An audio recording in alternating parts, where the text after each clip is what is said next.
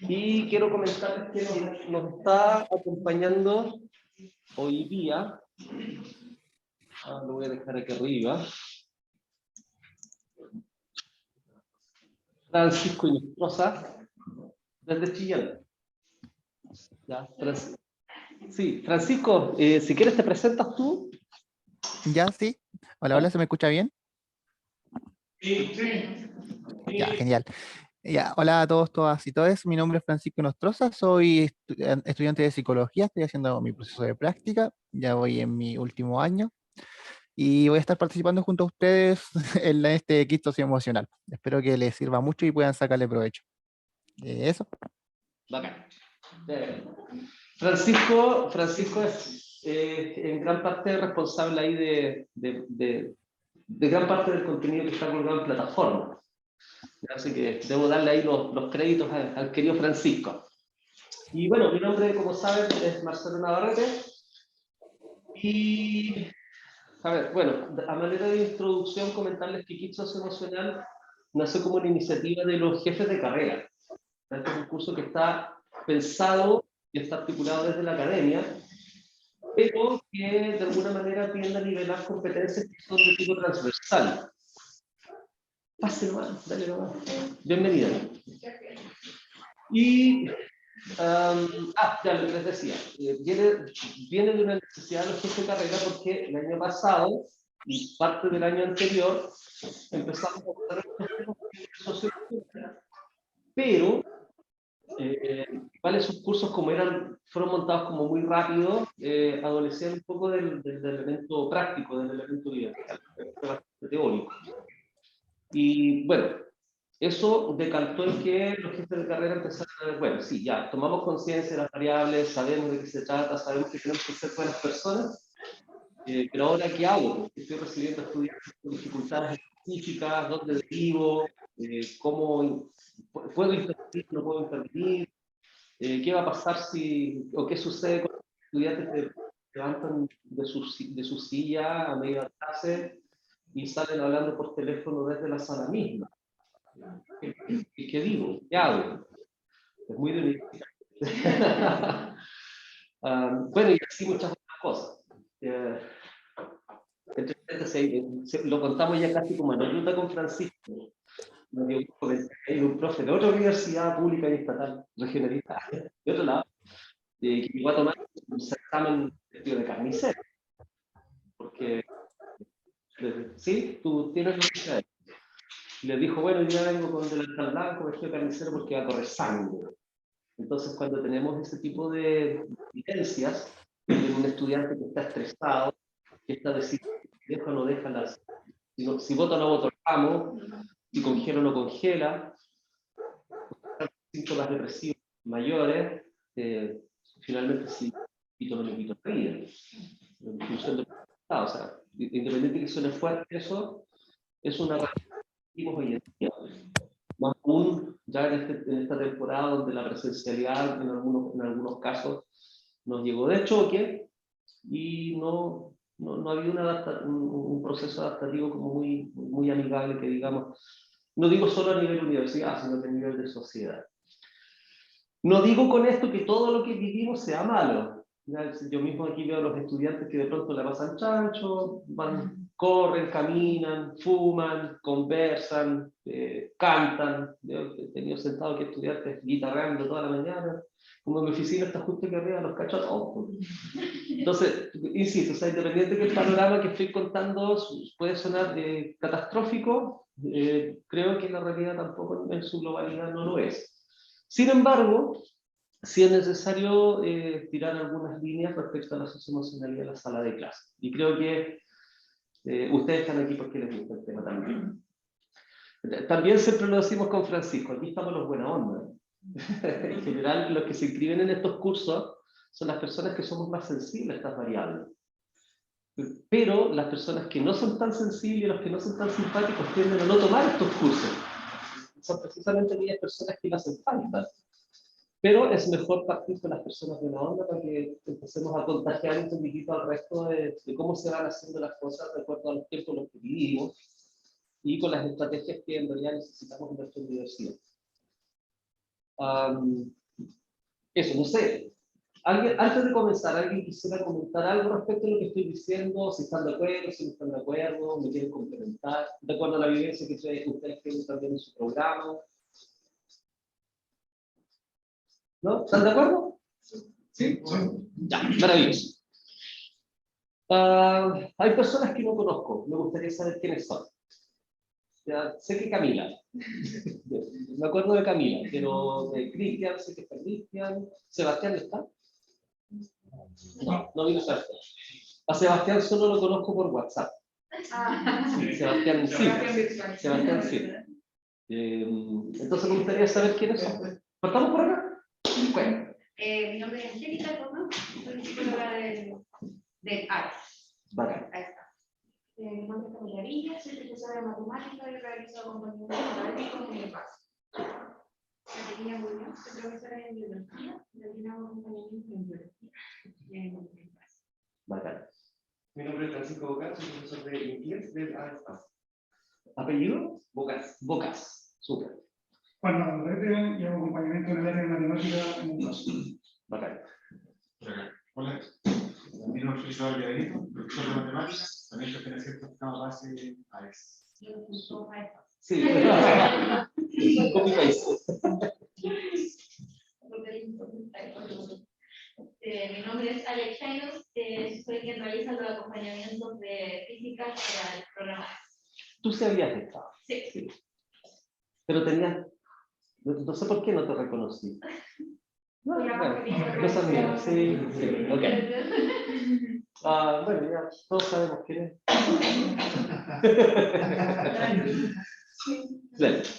Mi nombre es César Ramos, psicólogo también del programa, pero de Chillán.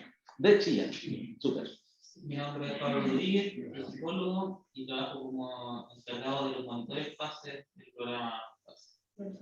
Bacán. Hola, yo soy Alejandra Pinto, soy psicóloga también, de psicólogos del PAS y trabajo acá en Concepción.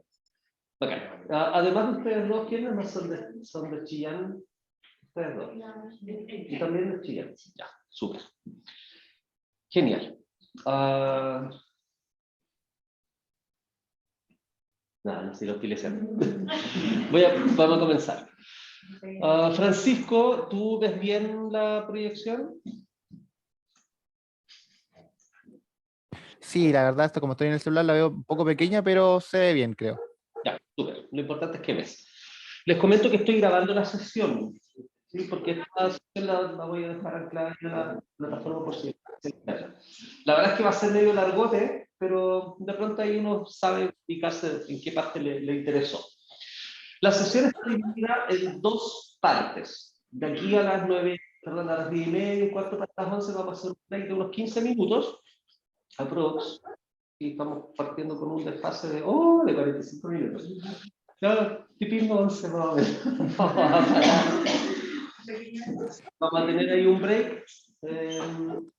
Y en esa primera parte vamos a abordar toda esta suerte de componentes socioemocionales y ver, hacer una suerte de repaso de algunos diagnósticos que están como más presentes en la universidad y ver qué hacer con ellos. Y después de eso vamos a ver la presentación que nos enviaron desde la ADE respecto a los protocolos de derivación, y fundamentalmente protocolos de derivación, para que sepan más o menos en qué están la subdirección de desarrollo estudiantil en Chillán y la dirección de desarrollo estudiantil acá. La metodología, por la cantidad de información, la metodología de trabajo hoy día es netamente expositiva. ¿Ya? No vamos a trabajar en grupo, ni vamos a hacer trabajo en equipo, ni nada, porque no nos dan los tiempos, ¿ya? Para que sepan. Entonces, vamos a hacer un break intermedio y todo. Pero aún así, para que sea expositivo, les pido que si ustedes tienen cualquier pregunta o cualquier comentario que hacer a lo largo de la capacitación, o sea, podemos parar, podemos irnos acomodando los tiempos que ustedes ahí vayan necesitando. Ustedes ya fueron dados de alta en la plataforma, ¿cierto? ¿Todos tienen acceso? ¿Todos tuvieron acceso? Ya. Por lo tanto, ya pueden explorar todo lo que está ahí adentro. Entonces, ¿qué interesa de esto? que entendamos lo siguiente. Toda la capacitación tiene un solo requisito evaluativo de salida, que es la entrega del trabajo final, que es la resolución de un caso. El caso es bien sencillo y tiene 3 preguntas específicas a resolver en función de lo que vamos a aprender en la capacitación de hoy. Hoy día ya estamos en el paso 1, que es el taller presencial, y va a dar paso a ver el módulo 1, el módulo 2, el módulo 3. Todo lo vamos a ver hoy. Pero a pesar de que lo vamos a ver hoy, de todas maneras lo tienen disponible en mayor detalle en la plataforma. ¿Ya? Es muchísima información, pero nosotros la resumimos acá en la sesión presencial. Y todos estos módulos tienen una evaluación de proceso. Y cuando digo proceso, es realmente proceso. Es una evaluación de 3 preguntas que va a ayudar a ver si en realidad se entendió el concepto central del módulo. Y eso no tributa su nota final. ¿Ya? Insisto, el trabajo final es la única exigencia, más la asistencia a la sesión presencial, por supuesto, para poder certificar el curso. Y tal como les envié por correo, certifican por 10 horitas de capacitación. Y eso, o sea, finalmente es un certificado de aprobación que pueden presentar en cualquier parte. Hoy tengo que preguntar, ¿se llaman las balas? ¿Las balas? No, son barcos. O barcos, no sé. Sí, se mueven. Ay, estoy.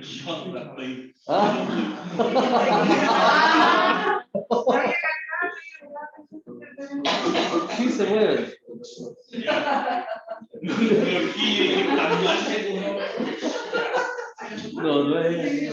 No es efecto del viaje. Los círculos. Sí, los círculos también titilan. Sí, todo se mueve. Sí.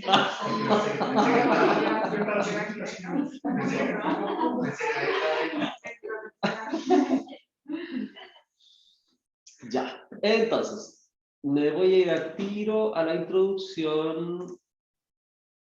Les voy contando para que sepan de dónde voy sacando los recursos.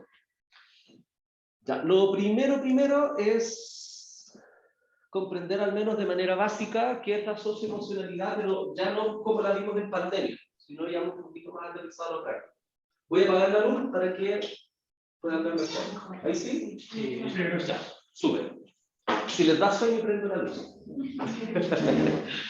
Ya, a ver, ¿qué entienden ustedes desde sus propias experiencias y desde sus propios saberes la emocionalidad, por emocionalidad o por socioemocionalidad?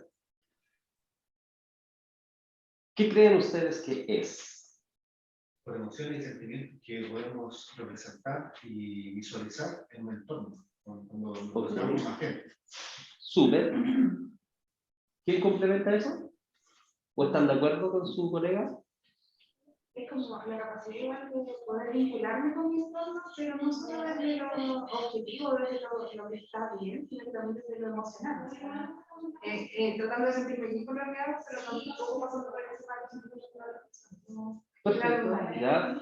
Se rescata ahí el concepto de integración entre lo social y entre lo social y lo individual. ¿Sí? Bueno, no lo dijiste así, pero tiene que ver también con un concepto social del bienestar. Soy consciente de lo social, de lo individual, pero con la finalidad de congeniar de manera armónica. ¿Sí? Si te interpreto. Les cambio la pregunta entonces. ¿Para qué piensan ustedes que sirve entender lo que es la socioemocionalidad en la docencia? ¿Para qué sirve? ¿O para qué creen que pudiera servir? Es la docencia. Sí, específicamente en la docencia. En el entendido que ustedes, yo sé que ustedes acompañan, ¿sí? Pero finalmente modelan conducta. Acompañan personas, acompañan aprendizajes, acompañan procesos, pero al fin y al cabo estamos enseñando. Entonces, ¿para qué es importante esto? Yo creo que es importante porque la socioemocionalidad va mucho en el cómo te ven y en cómo tú ves. Entonces, si yo voy a acompañar y si nos enfocamos netamente como en la pega, si mi pega es acompañar y viene alguien para ser acompañado, yo no puedo estar o sea, puedo estar, pero la idea es no proyectarlo quizás en ese momento ¿Ya? particular, algún enojo, no sé, tristeza, puede ser, no sé, algo negativo, Ujú. frente a alguien que necesita apoyo y protección o acompañamiento. Bacán. Entonces es importante poder manejarlo, saber separarlo.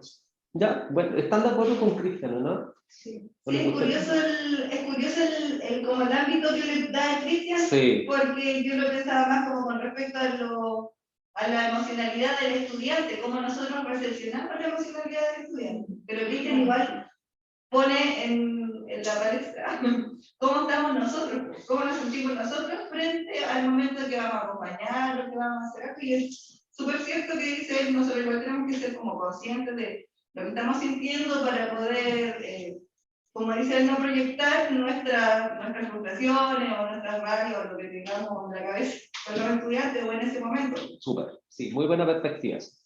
Yo sí comparto, yo tengo una pequeña, pero que el hecho de que las emociones, juzgarlo como un valor negativo, ¿Mm? las emociones son inherentes del ser humano, todos los seres humanos tenemos emociones, y Así salvo es. por la alegría, todas las emociones son placenteras, son bien cómodas, un poquito desagradables.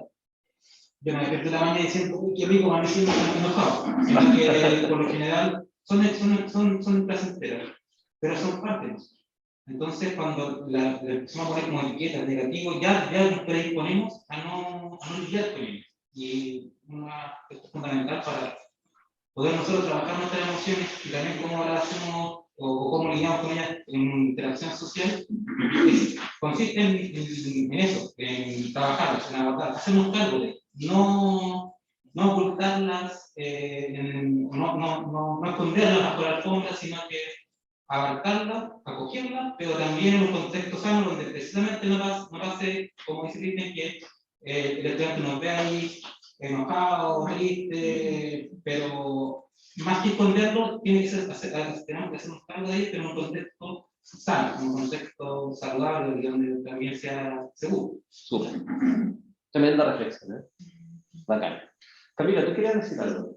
Que pasa todo lo que hemos conversado, igual cuando uno es consciente de lo que siente y también de que el estudiante, por ejemplo, ya lo veo triste, también puedo tomar decisiones. O sea, si en el momento se puede postergar el acompañamiento académico para atender esa necesidad con otro profesional o hacer una derivación, quizás darle espacio a eso. O sea, cuando yo soy consciente de que más allá del contenido también hay seres que sienten, tanto el estudiante como el profesor, se pueden tomar decisiones que apuntan hacia el bienestar.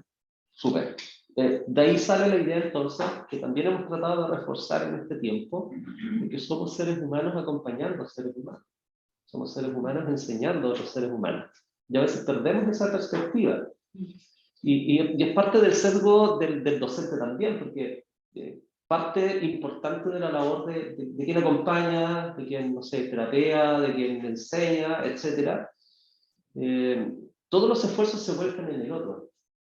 Pero uno tiende a desplazarse, así que esa perspectiva que ofrece Cristian igual es súper interesante. ¿Qué me pasa a mí? ¿Qué me está pasando a mí?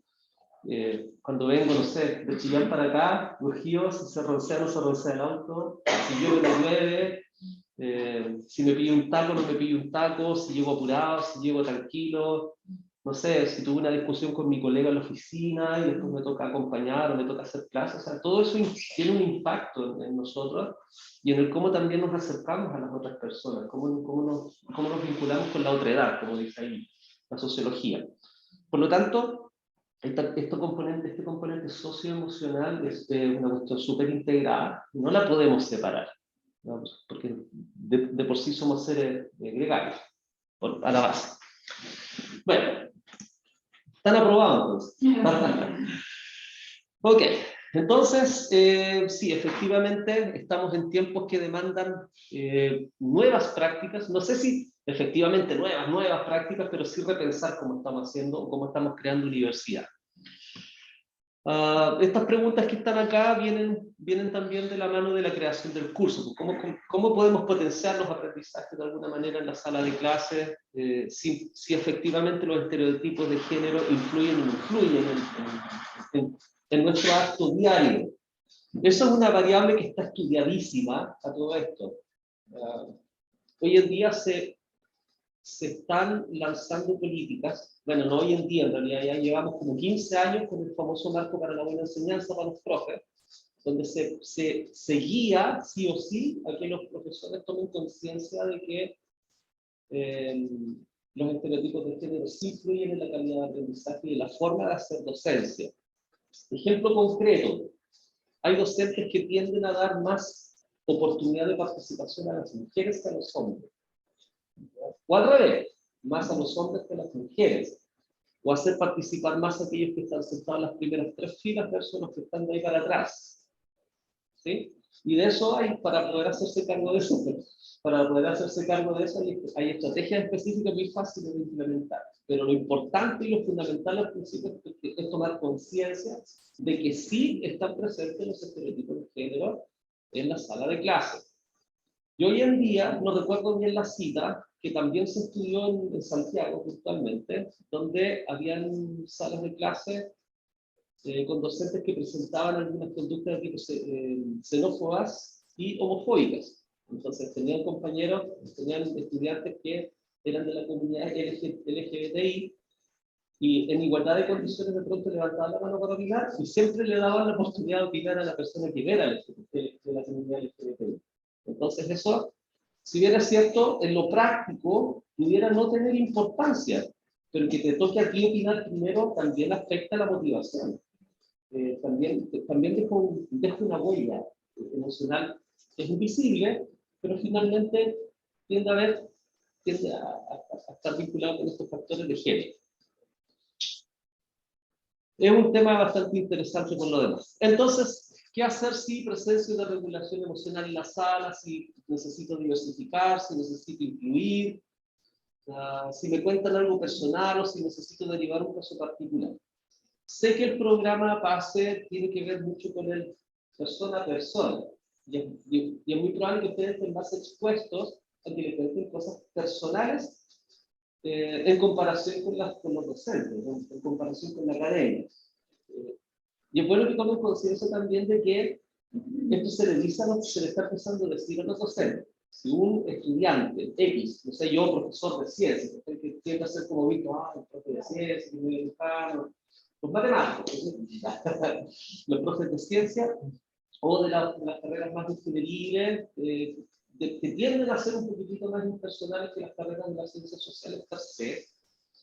Si un estudiante se te acerca y te cuenta algo personal, lo peor que yo puedo decirle es, ya mira, no, que yo tengo que hacer clases, no me cuentes más personal. Si el estudiante vence esa barrera, entonces lo correcto es escuchar. Lo correcto es, lo adecuado hoy en día es decir, ok, sí, entiendo, genial. Y si hay alguna dificultad mayor, saber dónde tengo que derivar, o saber con quién tengo que hablar, o empoderar al estudiante para que vaya a X paso.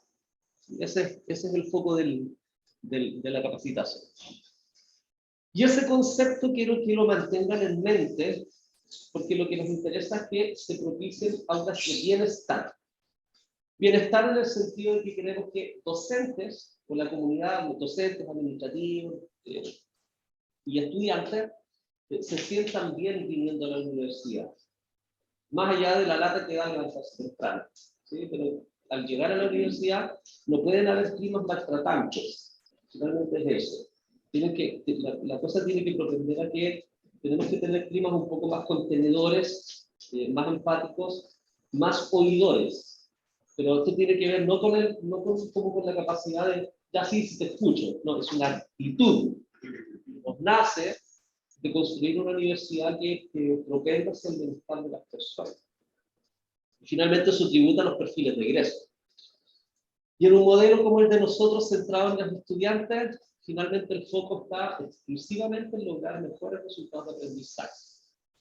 Entonces, para hacer un repaso rápido, cuando hablamos de socioemocionalidad, según lo define Vizquerra, sorry que se vea tan chiquitito, pero así, medio raro.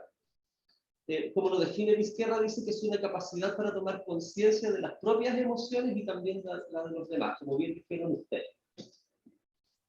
Que incluyen una habilidad para captar el clima emocional en un contexto determinado. O sea, tomo conciencia de lo que me pasa a mí y del otro, pero además del contexto. Cuando alguien nos dice, oye, ya, ubícate, es porque estamos fallando en la socioemocionalidad, no nos estamos ubicando. Ya, y aquí hay 5 variables, hay 6 puestas, pero en realidad las competencias para la vida y el bienestar es una sola, pero todas las demás son separaditas. Entonces, cuando hablamos de conciencia emocional, aquí nos separamos por variables, solamente para entender si nos interesaba investigar o tomar las variables como para que ustedes en sus propios equipos las diversifiquen. Entonces, conciencia emocional es una capacidad, por lo tanto es formable. No existe la excusa en esta línea de que yo nací así y así me voy a morir y no creo que vaya a cambiar. No es posible, a no ser que yo quiera estar así. Entonces, si es una capacidad, se forma y se puede cambiar. Y entonces tiene que ver con tomar conciencia de las propias emociones y de los demás.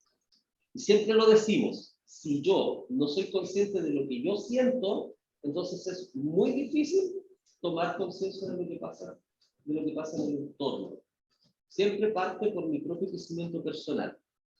Entonces, ¿cuáles son las variables asociadas a la conciencia emocional? Tomar conciencia de mis emociones, darle nombre a las emociones.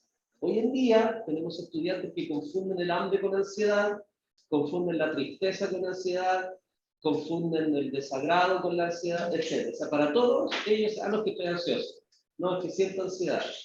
Y no es así. Y también nos está pasando a nosotros los adultos. ¿Por qué? Porque estamos bombardeados por redes sociales, por la prensa, y a todos le dicen ansiedad. A todos, absolutamente a todos. Entonces, tenemos que aprender a dar nombre a las emociones específicas que vamos sintiendo dentro de todo este paraguas de expresión emocional. Y también, a través de ello, comprender las emociones de los demás. Eso debiese llevarnos a ser autónomos emocionalmente. ¿Qué significa autónomos? En este sentido, que yo soy capaz de autogestionar mis emociones. Autogestión personal. Las variables aquí que hay que tomar en cuenta son nivel de autoestima. En la medida que yo tengo mayor autoestima, más autónomo emocionalmente soy. Y eso se nota muchísimo cuando yo me vinculo con otras personas. ¿Ya? Cuando yo me acerco a otra persona y establezco una relación de pareja, se nota muchísimo si yo soy autónomo o no, si soy capaz de gestionar o autogestionar mis emociones o no. Automotivación, una actitud positiva frente a la vida. Esto no tiene que ver con el positivismo tóxico, ¿eh? Que todo es positivo y vamos, nos juntamos, nos abrazamos y cantamos Kumbaya todos los días. No, eso no existe, en esta perspectiva bien. Pero sí mantener una actitud positiva frente a la vida. ¿Está lloviendo? Sí, pero bacán que está lloviendo porque se riegan las plantas, porque, no sé, en Santiago el smog se va un rato. Siempre buscar una perspectiva un poco más positiva frente a lo que me va sucediendo. Autoeficacia emocional, responsabilidad, análisis crítico de las normas sociales. No crítico, crítico. ¿Vale? Eso también hay que entenderlo. Y la capacidad de resiliencia, que como siempre digo, resiliencia igual tiene un componente medio conveniente como para el mercantilismo. ¿Ya? La resiliencia es un concepto que de alguna manera te obliga a sobreponerte para poder seguir produciendo, para poder seguir estando de una pieza y seguir avanzando en la vida. Pero visto desde una perspectiva un poco más humanista, la resiliencia es necesaria porque uno necesita reconstruirse todos los días.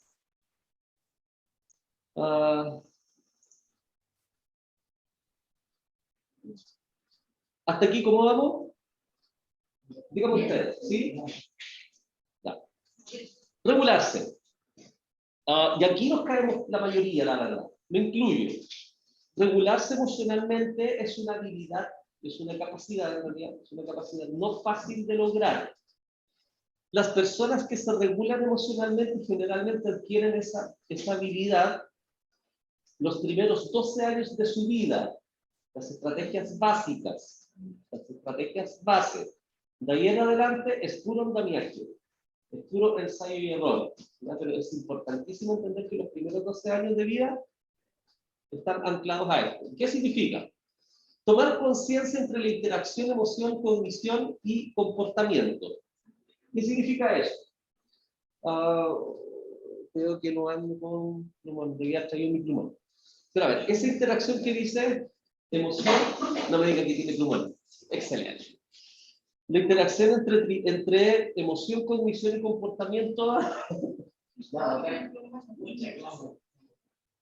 de uno, tengo 3. Voy a apretar la luz. Esto es muy cortito, y para aquellos que ya participaron en la capacitación anterior, se van a acordar. La toma de conciencia de la interacción. ¿Qué significa interacción? De allá para acá, de allá para acá, de allá para acá. Tenemos pensamiento, emoción, conducta. Sí, esa tríada es importantísima tenerla clara siempre. ¿Por qué? Oh, le pegué a Francisco. Lo siento, Francisco. Ya, pensamiento, emoción y conducta. O sea, yo hago y me comporto y actúo en función de cómo yo pienso. Y yo siento en la medida que voy pensando. Y esa interacción siempre se da. Es imposible sentir sin que el cuerpo exprese algo. Es imposible es imposible no sentir si no pensé algo primero. O al revés. Siento y siempre hay un pensamiento social y eso me hace comportarme de cierta manera. Entonces, esa regulación emocional supone tomar conciencia de ello. Hay seres humanos que no toman conciencia de eso y finalmente dicen, no, que yo sentí, nomás y lo hice. No, eso no es tan así. Pero sí que hay un nivel de psicología sí, maravillosamente estructurado, pero no, en el resto de los seres humanos no es posible hacer esa separación. No es posible. Bueno, expresarse emocionalmente, regularse emocionalmente, que haya la habilidad de afrontamiento y lo último, que es importantísimo, competencia para autogenerar emociones positivas. Es una responsabilidad individual buscar la forma de que uno pueda autogenerarse emociones positivas. Uno no puede depender del resto todo el tiempo para poder sentirse bien. Finalmente es eso. Uno busca generar emociones positivas, tal como decía aquí el colega, buscar emociones positivas es necesario para la vida. Sin embargo, de las 6 emociones básicas, 5 son no tan placenteras. Pero aún así, en medio, no sé, pensemos en el enojo. El enojo es una emoción totalmente displacentera. No es feliz enojándose. Pero aún así, si uno se molesta, si uno se enoja, es posible encontrar un elemento positivo frente al enojo, frente a la expresión emocional. Pero ahí tiene que ver mucho con las estrategias que tiene cada cual. Entonces es importantísimo autogenerar emociones de tipo positivo. Y esto que está acá es para mí lo básico, lo base. Y ojalá nos quede súper claro esto. La competencia social tiene que ver con cómo yo me vinculo de manera saludable o de buena manera con las demás personas. ¿De qué se trata esto? Por ejemplo, variables como habilidades sociales básicas aprendidas entre los 1 año y los 10 años. Así de básico es. O sea, escuchar. Te hablo, me escuchas. Te hablo, me pones atención. Hablo, espero que me pongas atención. Es básico. Es kinder, pre-kinder. Así de básico. Saludar. Llego a la universidad y está la señora que está haciendo el aseo. ¿La saludo? ¿Ya? O sea, eso es súper importante. Entro a una sala de clases, saludo a los estudiantes, al irme me despido. O sea, yo he estado presente en salas de clases donde eso no sucede necesariamente. ¿Ya? ¿Muy fuerte el aire? ¿Siente que está muy fuerte el aire, no? ¿Está bien? Ya.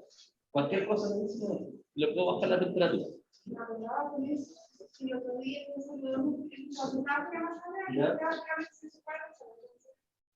Vi a una estudiante que dijo, hola, ¿cómo estás? Y la niña se dio vuelta y se sacudió y me dijo, qué raro que no salió un tío. Me dijo así, porque no estaba Sí, es cuático. Sí. Me pasa también. De hecho, leí un comunicado, no sé si les llegó a ustedes también, de hecho creo que a mí me llegó de rebote, un comunicado de los guardias, que dentro de su petitorio, ustedes cacharon que estuvieron en paro, ¿cierto? Sí. Ya. Dentro de su petitorio había un elemento ahí que me llamó mucho la atención, que parte de la comunidad universitaria cuestionaba sus labores, y a veces los trataban con faltas de respeto.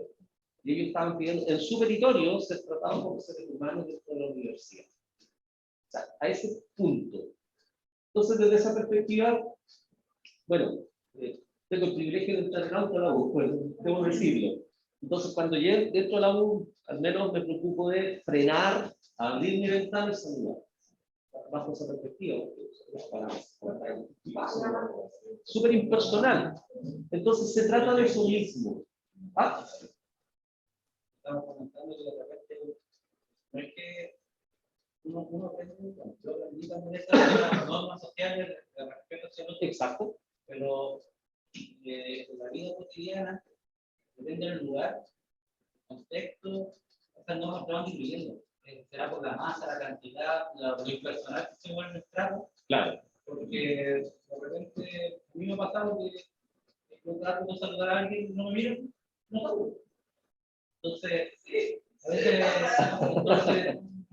es como, independiente de lo que uno pueda aprender en su vida, el contexto actual de adulto cambia. La masividad, la modernidad y a veces nuestro sistema de vida nos va distanciando, nos va volviendo a ser individuales y perdemos ese colectivo.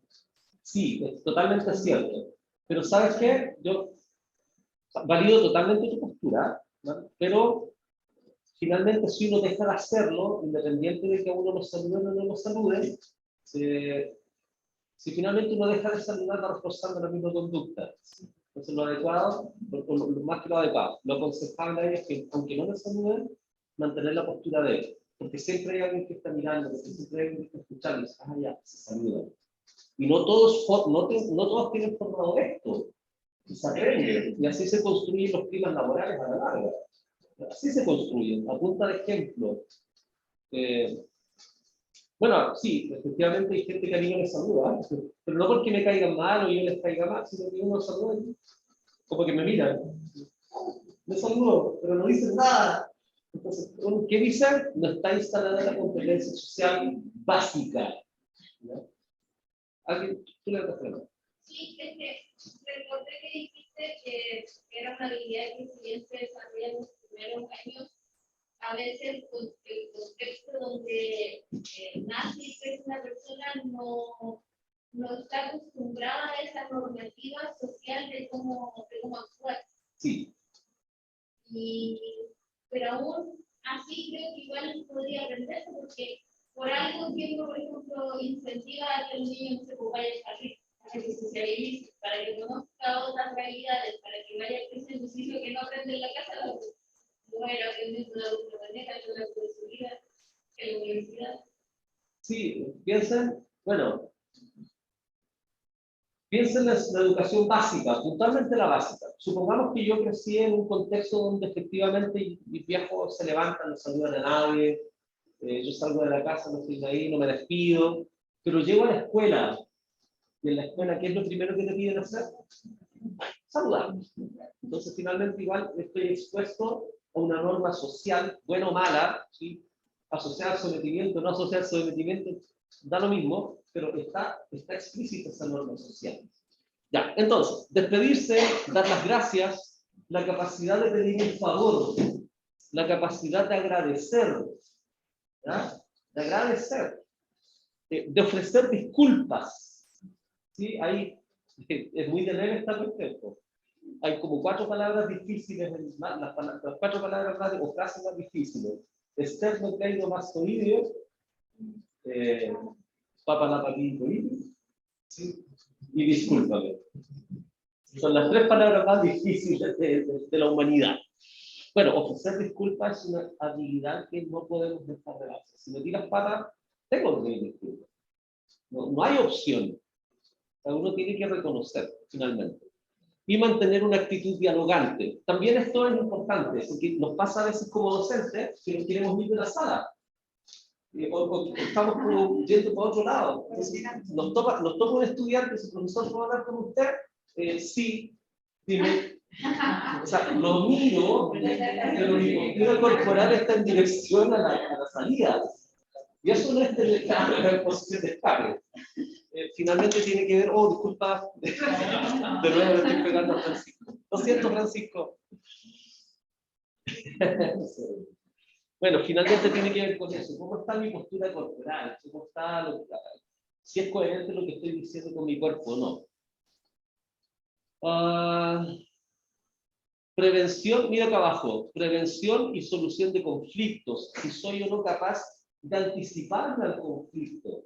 Si digo lo que voy a decir, ¿voy a dejarme embarrar o no voy a dejarme embarrar? ¿Voy a generar un conflicto o no lo voy a generar?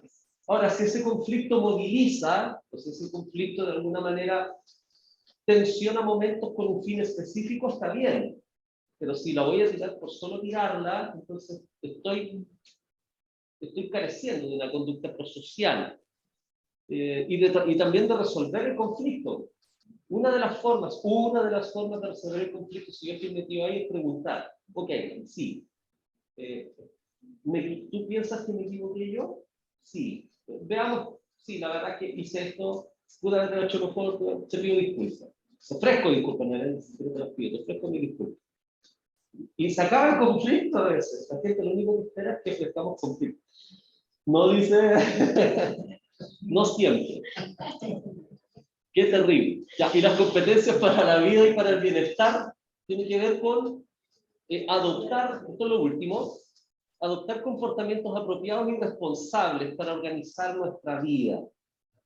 Pues, por eso dicen que son competencias para la vida. O sea, la capacidad de fijar objetivos medibles y trazables. Muy de proyecto esto, pero para la vida también. Si uno dice, de aquí a fin de año yo necesito terminar mis estudios, ¿qué voy a hacer para eso? Tengo que trazarme metas, tengo que trazarme pasos que sean alcanzables. Si soy capaz de tomar o no decisiones personales, familiares, académicas, profesionales, sociales y asociadas al tiempo libre. Si soy capaz de buscar ayuda y recursos para hacer frente a lo que me está sucediendo o no. De ahí está la importancia de programas también como el que ustedes están, donde se empodera al estudiante a buscar recursos. Favorecer la ciudadanía activa, cívica, responsable, crítica y comprometida. Persona que tiene esto desarrollado de alguna manera va a ir a votar al plebiscito de salida de la Constitución informada, con la cuestión leída por lo menos una vez, no por redes sociales, no por lo que me dijo casa. Vaya, se me salió lo cierto.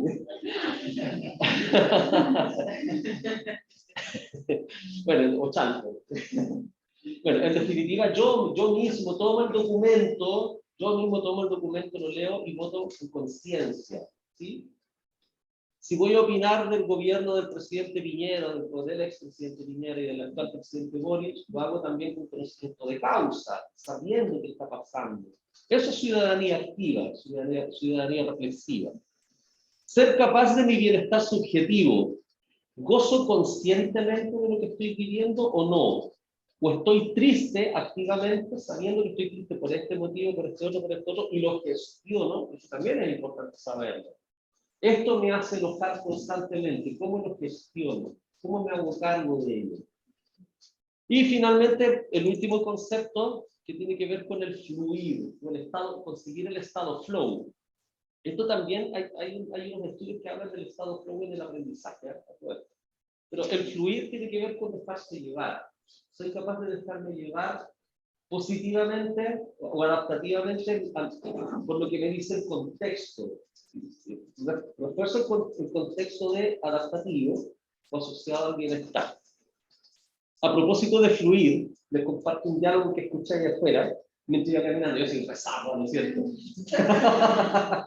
Pero me parece muy interesante. Oye, ¿no entremos a la clase de cálculo hoy día? No, yo quiero ir.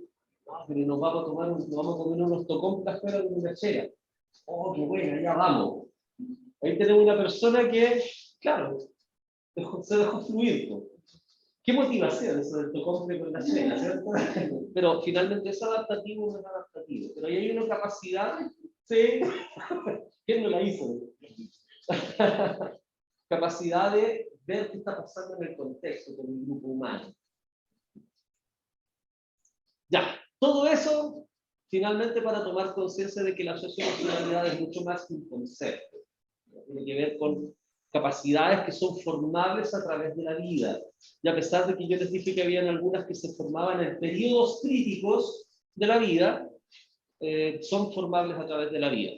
Y lo anterior tiene relación con esto que está acá.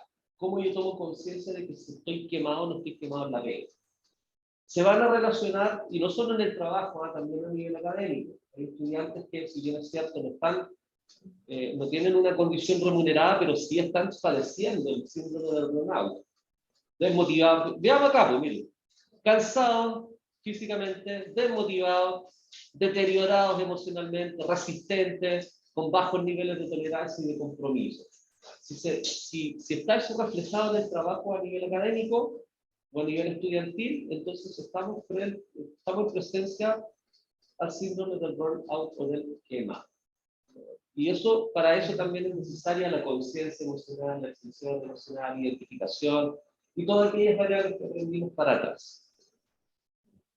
A nivel de, al menos eso a nivel de identificación.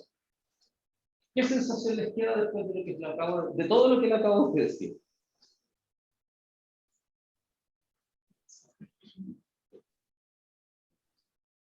Estamos mal.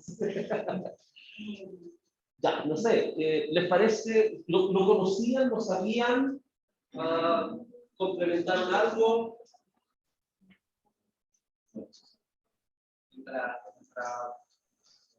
Escuchaba el contenido y yo hacía como un autoanálisis. Ya.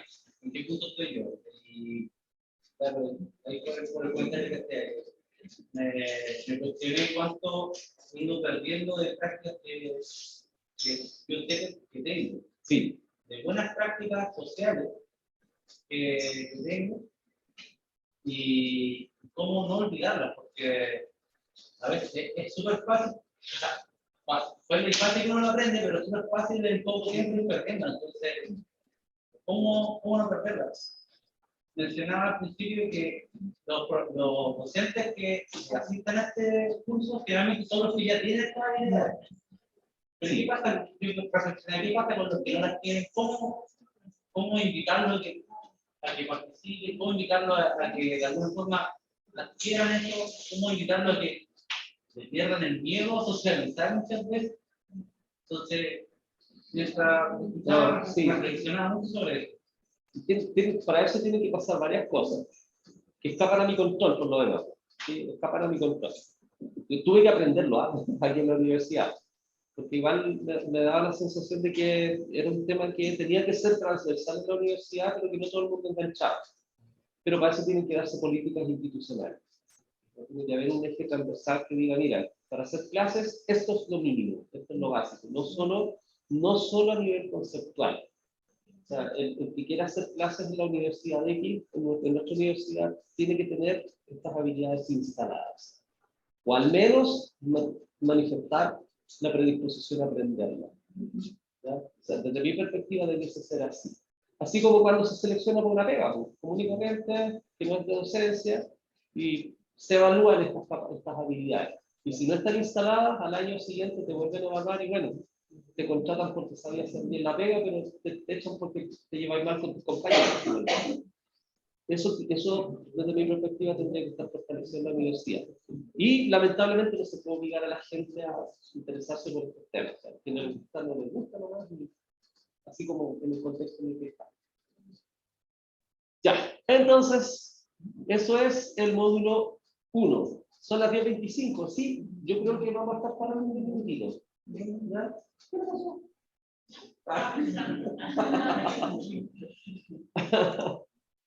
Ya, lo que sigue lo voy a resumir, porque estoy claro que tienen esta información ustedes en la plataforma, que son los famosos primeros auxilios psicológicos. Pero insisto, lo voy a resumir. ¿Por qué es importante saber algo de los primeros auxilios psicológicos? Fundamentalmente porque son primeros auxilios, o sea, el primer acercamiento frente a cualquier emergencia asociado a lo emocional o a lo socioemocional.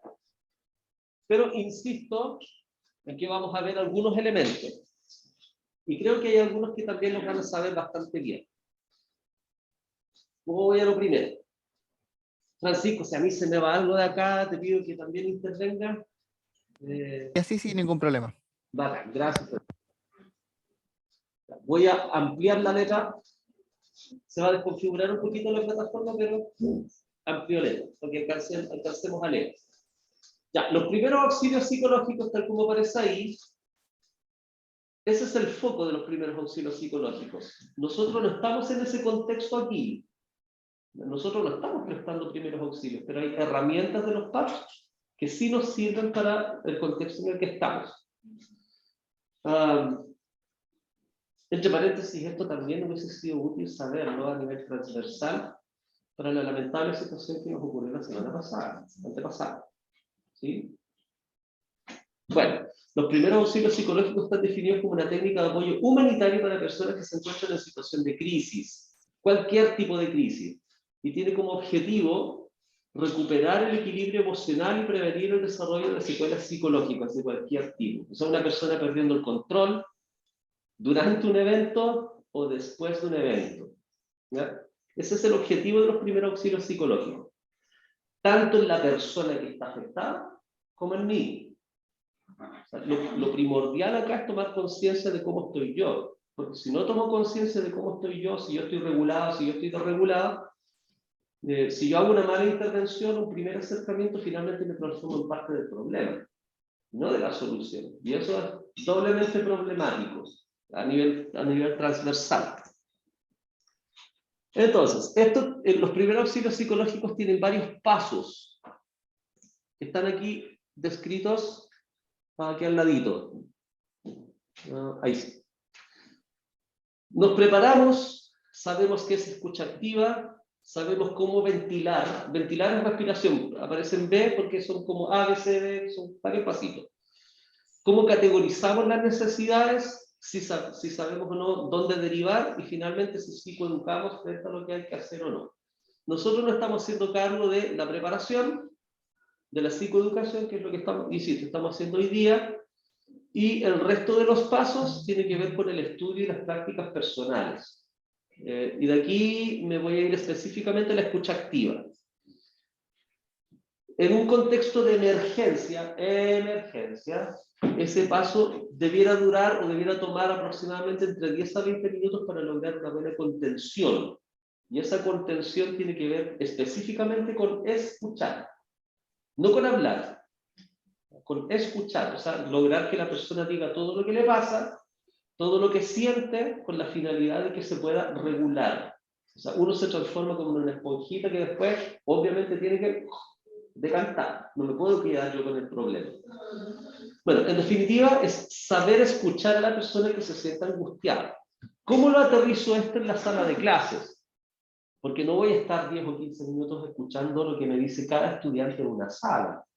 Pero basta con que una persona me diga, ¿sabe qué, profe? Hoy día me siento estresado, me levanté con sueño, me siento mal. La actitud de escucha es importante. O sea, no como que me voy yendo, ay, así muy bonito y todo. Yo también lo viví en la universidad. Sigamos, chiquillos. O sea, es una actitud no dialogante. Hoy sí, en realidad, mire, está lloviendo, presión atmosférica, no sé, hubo un eclipse, lo que sea. Pero tratar de empatizar con lo que le está sucediendo al estudiante. Y no necesitas más de un minuto para eso. ¿Ya? Ahora, si estamos en presencia de desregulación propiamente tal, sí, necesito sentarme un rato con el estudiante. Es parte de la creación del aula de bienestar. Es parte de eso. Ya no es, vamos escuchando, vamos hablando, vamos diciendo, vamos contenido. De pronto es mucho más valorado crear un ambiente propicio para el aprendizaje que estar dándole todo el tiempo con contenido. Basta con sentarse un ratito con la persona que lo necesita. Insisto, 2 o 3 minutos. Me pasó también muchas veces en aula, un estudiante que se desregula en la sala, un gesto técnico para los estudiantes, sí, denme 2 minutos, me siento, y eso es súper, súper valorable. Más aún en un contexto universitario donde los estudiantes saben que se necesita. ¿Ya? Bueno, y esto es muy, muy importante, cuidarse de algo que se llama furor curandis, que es la necesidad imperante de algunas personas de hacerse cargo de todo el problema de la persona. ¿Ya? Eso es algo, es un sesgo a todo esto, y es irreflexivo. O sea, no nos damos cuenta de que estamos siendo presos del furor curandis. Por lo tanto, es muy importante saber hasta dónde puedo llegar, dónde está mi límite, dónde yo empodero a la persona para que se haga cargo también de su dificultad y hasta dónde me hago cargo yo y me deshago de esa dificultad. ¿Ya? A ver, hemos escuchado a algunos docentes que efectivamente son muy empáticos con sus estudiantes y finalmente se llevan esa dificultad a la casa y no pueden dormir en la noche. ¿Ya? Y eso pasa fundamentalmente porque o no supieron decir lo que tenían que decir, o no derivaron donde tenían que derivar, o quedaron con la duda. Chuta, ¿habré hecho lo correcto o no? Precisamente para eso sirve. Francisco, ¿voy bien ahí o no? ¿Escucha? ¿Sí? ¿Tú Sí, quisieras no, en realidad, ¿no? sí, no, súper bien, perfecto. Y más que nada en la escucha activa igual, cuidando el furor curandis, tratar de no contarle nuestra propia historia a la persona, no juzgarla, simplemente posición de escucha y devolverle un poco la gestualidad a la persona dentro de la escucha activa. Bacán, gracias. Simplemente eso. No lo podría haber dicho mejor. La frase también hay, con respecto a eso, creo que, ¿Sí? como decía Francisco, también hay un aspecto importante que es el hecho de que muchas veces por la ansiedad que se usa en ese momento, la persona que está en la situación aquí, trata también de, o sea, hay casos que muchas veces tratan de como apaciguar a la persona. Es que no tenés que estar así. Ah, sí. O no puedes estar con ese equipo. Entonces la persona que está teniendo una crisis de angustia, por ejemplo, y está llorando, recibe ese mensaje con más culpabilidad. Es decir, entonces si me está diciendo que no estamos estar así y me siento así, estoy mal entonces eso puede agravar incluso la situación porque de cierta manera el mensaje es contradictorio con lo que estoy sintiendo. Exacto. Sí. Es importante que, como lo dice la palabra, la escucha activa consiste en escuchar, en sacar el prejuicio, sacar, no voy a decir lo que es moralmente correcto, lo que no, sino que solamente escuchar y hacer el ejercicio de estar con atención también no verbal, que el lenguaje dice mucho. Muy bien, súper buen aporte. Evitar la frase por no estar escrito. Ya va a pasar.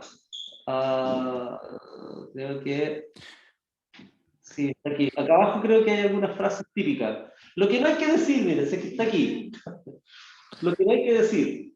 Afortunadamente no fue para tanto. ¿Sí? Es como lo que dices tú. ¿Sí? No, ese no es el problema. Ahora viene un angelito que la cuida. No te preocupes, eres joven, ya si vas a encontrar, vas a solucionarlo. Mira, esto, sí, muy asociado al realismo, o sea, perdón, a la explicación de tipo mágica. O sea, Dios sabe por qué hace las cosas.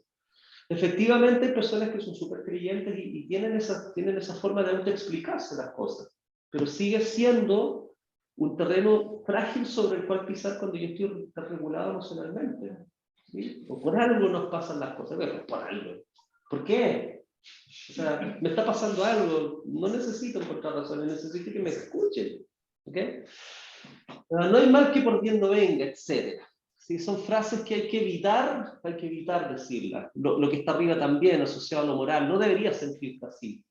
O sea, agradece como está. En la pandemia nos llenamos de esas frases en redes sociales. ¿Sí? Acuérdense que al principio de la pandemia, ya cuando llevábamos como 3 meses encerrados, había personas que publicaban constantemente, a estas alturas ya me he leído 2 libros, si usted no estudió una carrera, si usted ha perdido el tiempo en la pandemia.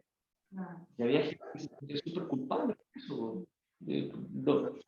Estaban viviendo, los habían echado de la pega y no habían estudiado 2 carreras en la pandemia. O sea, terrible, sí, terrible. Finalmente de eso se trata, no hacer sentir mal a las otras personas, independiente de que yo esté en una posición de privilegio. Igual hay una cosa que me la lo recordé. Que a veces cuando uno ya se está como comunicando lo que siente, y a veces son situaciones como muy complejas, y la otra persona da soluciones absurdas como, no, pero vamos a comernos un helado se nos pasa. O los que llevan de ellos, no, te comen un pico se te pasa. Y es como, realmente no sé si se puede reducir toda esa emocionalidad a tomarse un helado, tomarse un pico, que ahí quedó, ahí está la solución, ¿no? Ah, ya, sí. Yo aquí le daría razón ahí a que en realidad lo que se busca es el contexto. ¿Sí? El pito, bueno, yo nunca recomiendo fumarse un pito mucho antes de regular, pero sí, sí o no, Francisco. Mira Francisco, cómo se ríe ahí. No sé, ir a tomarse algo, ir a comerse un completo, ir a tomarse una chela.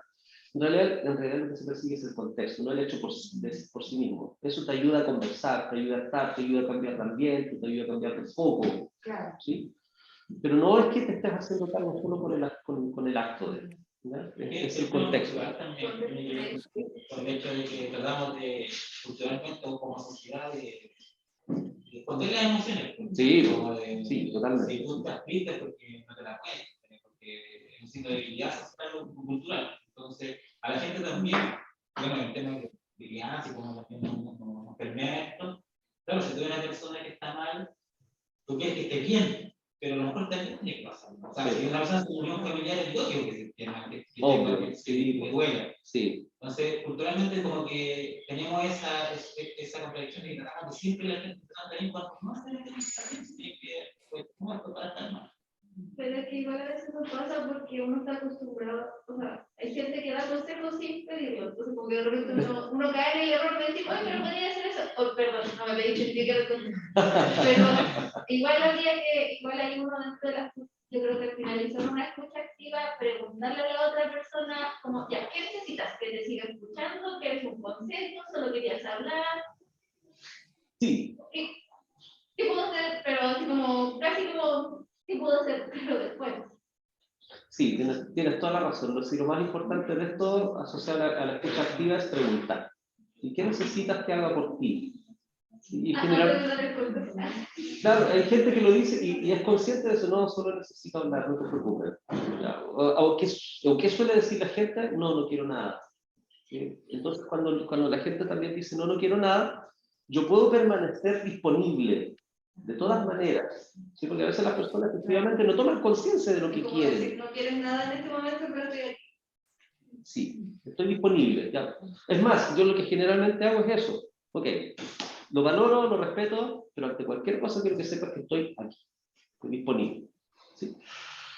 Ya, Me entonces, gustaría agregar algo al tema de la escucha activa, que también es importante el contacto físico, que no necesariamente o sea, que no es obligación con tener a alguien con contacto físico y sobre todo en contexto estudiantil que se puede malinterpretar.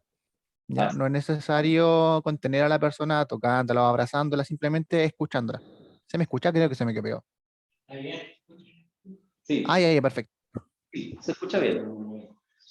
Ya, Ya. perfecto. Más que nada eso, po. El contacto físico en contexto educativo es súper cuestionado. O como Sí, pedir muy cuestionado. permiso, por ejemplo, si un estudiante está muy desbordado y uno le dice, ¿te puedo abrazar? ¿O necesitas un abrazo? Yo creo que ahí como comunicar el contacto físico es más apropiado que llegar y hacerlo. Sí, pero bueno, también depende del contexto, ¿eh? Sí, depende del contexto. Lo que pasa es que igual en contexto de desregulación, las emociones igual están como bien entremezcladas. Entonces, efectivamente se suelen confundir las cosas. ¿No? Se suelen confundir. Entonces, por eso se evita el contacto físico en estos contextos. Está estudiado, no me acuerdo bien específicamente el estudio, pero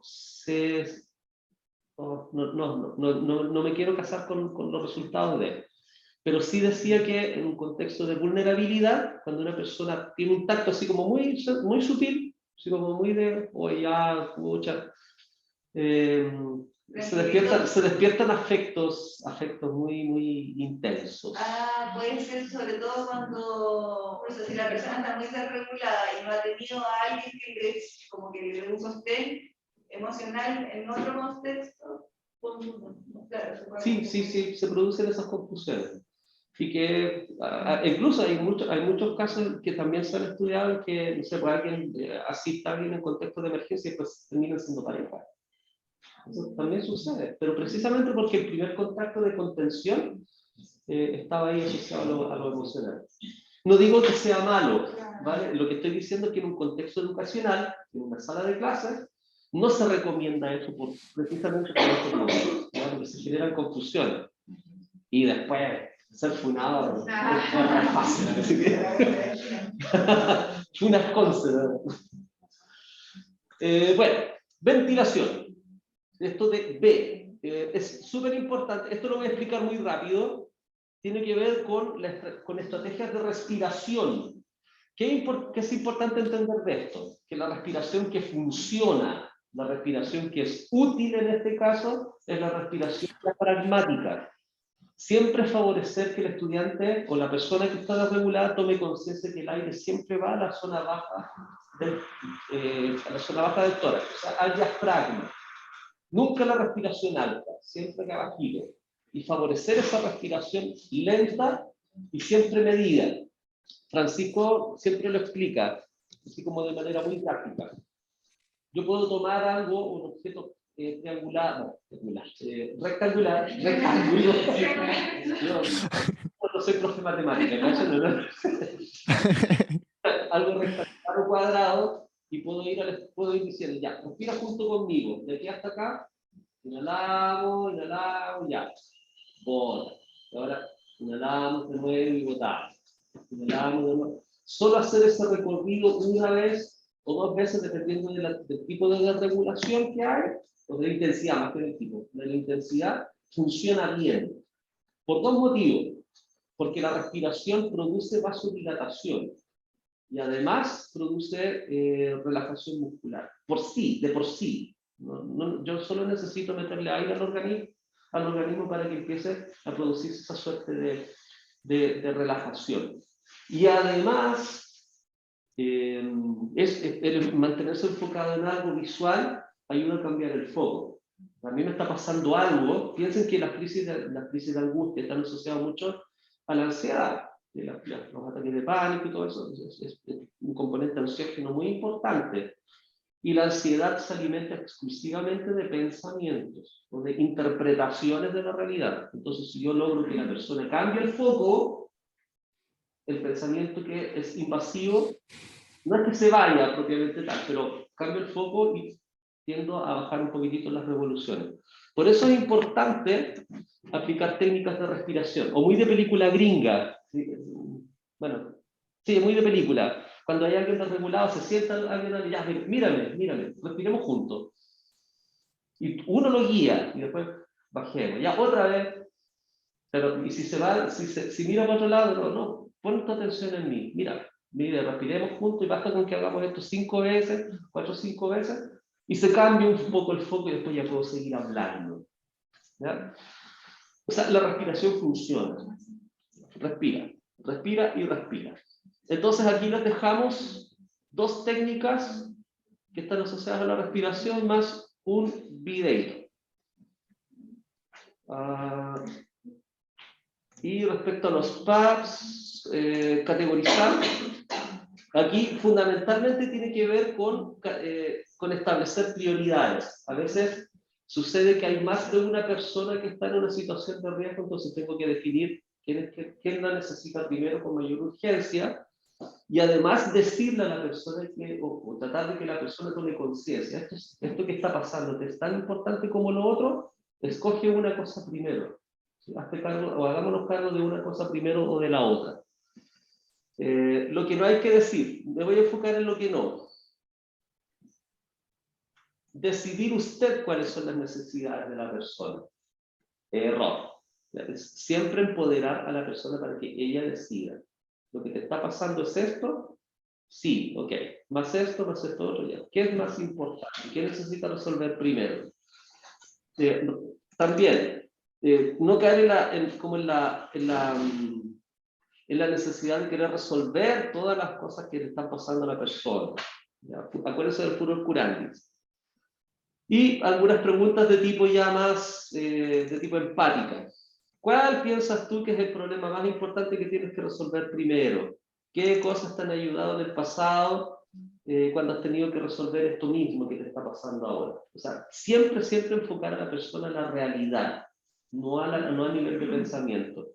Traerlo a la realidad y que eso mismo lo ayude a ir resolviendo aquello que le está sucediendo.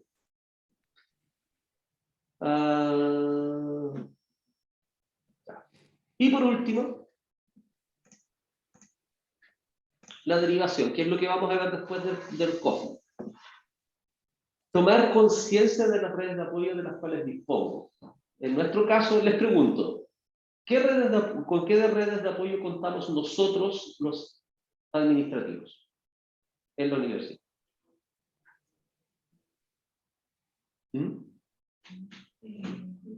Honorarios incluidos. Los colegas, de una buena red de apoyo. Hay mucho saber ¿verdad? A todo esto. Digergen también. Sí. Sería una contradicción epistemológica que lo hiciera. Total, sí.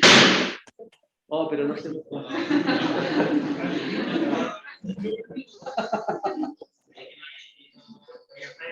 Ya, miren, es una pregunta, fíjense que es una pregunta válida y si uno estuviera preocupado de estos temas, cacharía rapidito. Es decir, puedo ir a tal parte. Ahora, les pregunto por sus estudiantes. ¿Por qué? Porque forma parte del saber profesional. ¿Sí? Porque uno le está diciendo constantemente a los estudiantes, ya puede ir a tal parte. ¿Y qué pasa con uno? La mutual, porque si ya no menos hay como una especialista de la mutual de seguridad. Pero al parecer ellos atienden solo a las personas que están contratadas, ¿cierto? Sí. Porque yo una vez fui por un dolor de cabeza y me dijeron, literal, no te podemos ayudar. Horrible, es así. Lamentablemente es así. De hecho, fue una discusión que tuvimos ayer con algunas personas. Sí. De hecho, o sea, la primera pregunta que le hicieron a una persona que estaba complicada, o sea, muy complicada, o sea, al punto de cardiorrespiratorio. Sí, ya. Disculpe que le pregunte, ¿qué tipo de contrato tiene usted? Sí. Ay, no sé, me estoy muriendo. O sea, a ese nivel. No, lamentablemente. No, ahí hay una cuestión, un vacío interesante. Sí. Malito. Por eso yo siempre digo, ¿este comunicado es para seres humanos o para honorarios? Sí. Ya, pero eso es importante saberlo, porque si dentro de la universidad yo no tengo canales de ayuda, tengo que recurrir a los externos sí o sí. Si hay que llamar a algún teléfono, tengo que saberlo. ¿Vale? No solo para los estudiantes, sino también para mí, de hacerme cargo de ello. Francisco, antes de irnos al coffee, ¿tú quieres decir algo para cerrar? Sí. Lo importante igual de los primeros auxilios psicológicos, lo importante y lo bueno es que se pueden extrapolar a otras situaciones, en este caso al ámbito estudiantil. Y lo bueno es que nos podemos saltar pasos o acotar simplemente algunos pasos, por ejemplo, como a la escucha activa o técnicas de ventilación, que es lo principalmente que se va a explicar un poco más abajo. Así que, y también lo de el tema de la derivación. Así que son esos tres temas lo más importante: escucha activa, técnica de ventilación y derivación de redes de apoyo. Súper. Ya, antes de ir al coffee, ¿algo que decir? ¿Ustedes? No, es que se nos olvidó mencionar a la psicóloga de psicolaboral, igual ella va a tratar Sí. Recursos humanos. ya. De hecho, en este momento, De la UAP. la estamos jugando. Muy bien. Sí, es muy útil. Sí, muy útil. Porque también quiere hacer que si bien uno busca la mujer, de repente hay, no se acuerda, y no la busca. También hay un tema ahí que también no es la mayoría de las veces que la busca. Pero de repente está, pero nadie la difunde, nadie la busca. Y nosotros ahora estamos más todo el equipo. Súper, sí, es útil informarse y utilizar el conocimiento, el poder. Ya, queridos, nos tomamos 15 minutos de coffee, ya afuera que voy a abrir la ventana para iniciar un poquito. Gracias, Francisco. Ahora le toca. Ya, volveremos. Volveremos.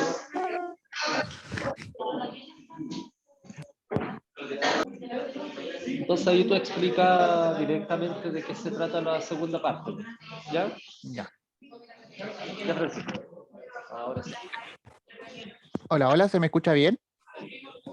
Sí, se oye bien. Ya, perfecto. Ya. Vamos a empezar con la segunda parte. La idea, el plan es terminar a las 2:30. Sí, yo creo que va a estar un poquito justito, pero estamos tratando de resumir lo más posible para que entre 12:15, 12:30 ya estemos finalizando la capacitación. ¿Vale?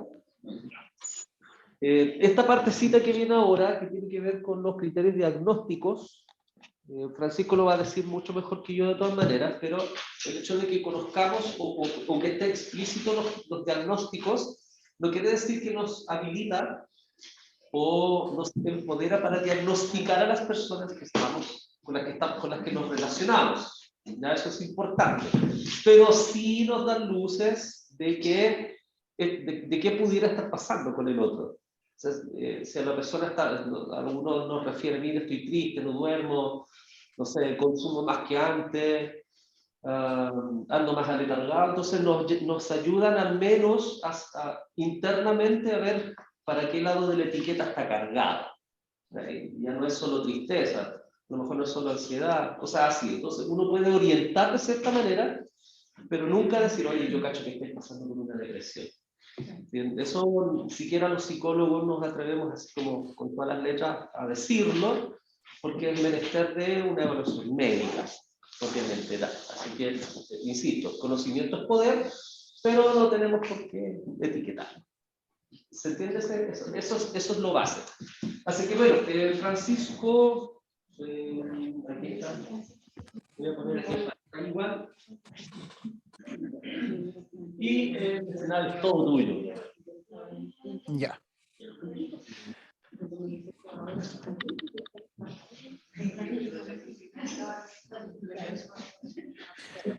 Ya empiezo. Sí, comienza nomás, Francisco. Sí, ya. Vamos a empezar con la presentación del módulo 2, el cual incluye depresión, ideación suicida y TEA y epilepsia, un poco la sintomatología, lo que es y un poco a cómo actuar en cada caso, ya principalmente en el aula, pero también se puede extrapolar a otras situaciones. Ya, lo importante de acá es que todo va vinculado a los primeros auxilios psicológicos, tanto depresión, ideación suicida, TEA y epilepsia, principalmente con la escucha activa, técnica de ventilación. ¿Ya? Por eso si lo pueden después revisar más a fondo lo que son los primeros auxilios psicológicos y ver los videos que están incluidos, sería ideal. Igual todo lo que es depresión y de suicidio, etcétera, lo voy a explicar más o menos de forma rápida por el tiempo y voy a centrarme más que nada en el qué hacer, que es lo importante. ¿Ya? Entonces vamos a empezar primero con depresión, que está acá en el módulo 2.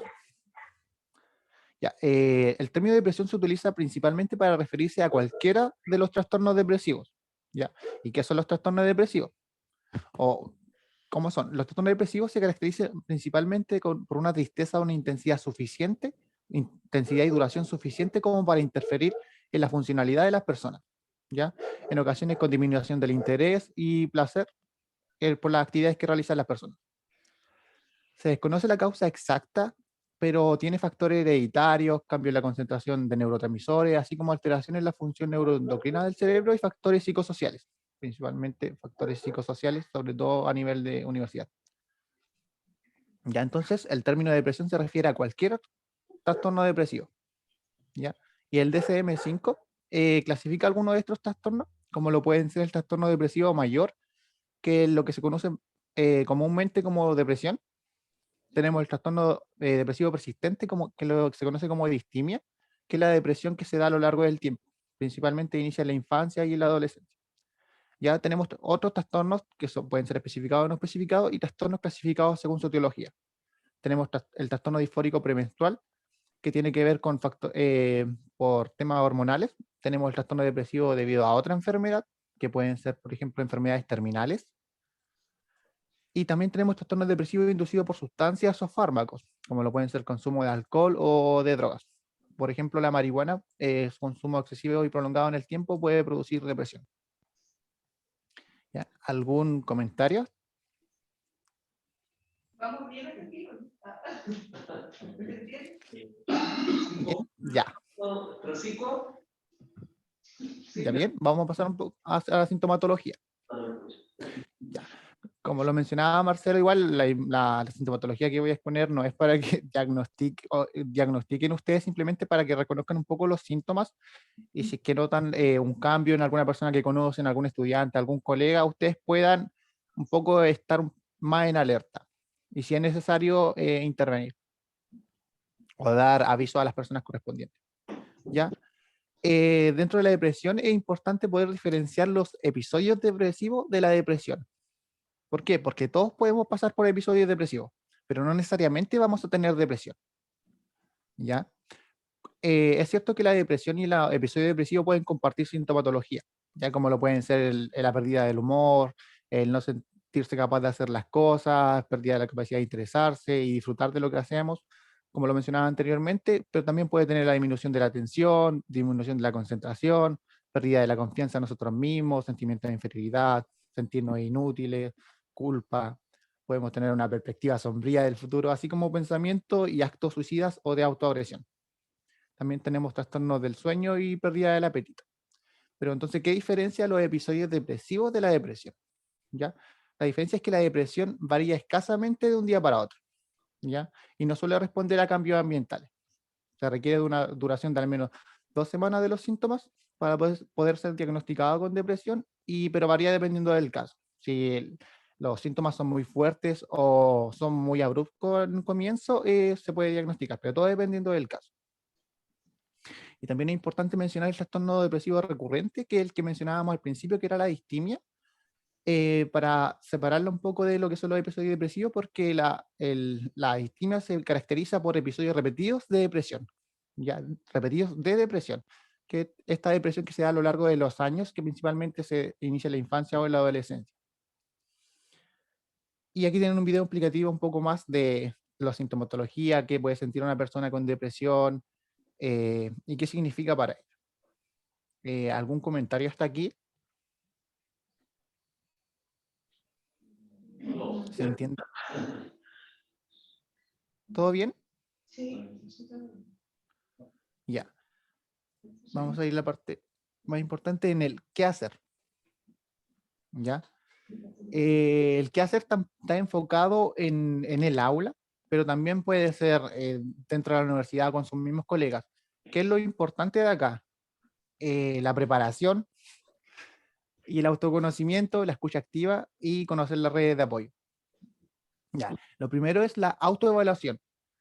Si alguien se nos acerca a contarnos de que está mal o nosotros queremos acercarnos a alguien que sentimos que está mal, lo primero es la autoevaluación. Saber si estamos en condiciones de poder ayudar o prestar ayuda a un otro. Porque ¿qué pasa si estamos mal? O no sé, tuvimos una pelea en la mañana, todavía seguimos enojados, o estamos pasando por un proceso de duelo y no estamos en las condiciones óptimas para ayudar a un otro o prestar esa contención. Más probable es que nuestra ayuda sea ineficaz y pueda ser perjudicial para la otra persona como para nosotros. Ya por eso es importante la autoevaluación constante de cómo nos sentimos y qué está pasando a nuestro alrededor.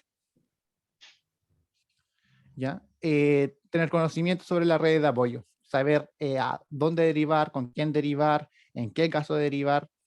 ¿Ya? Lo importante de acá es que dentro del aula o como la función del docente dentro del aula en caso de que tenga que contener a un alumno, más que nada es contener y derivar. ¿Ya? Ahí termina su función.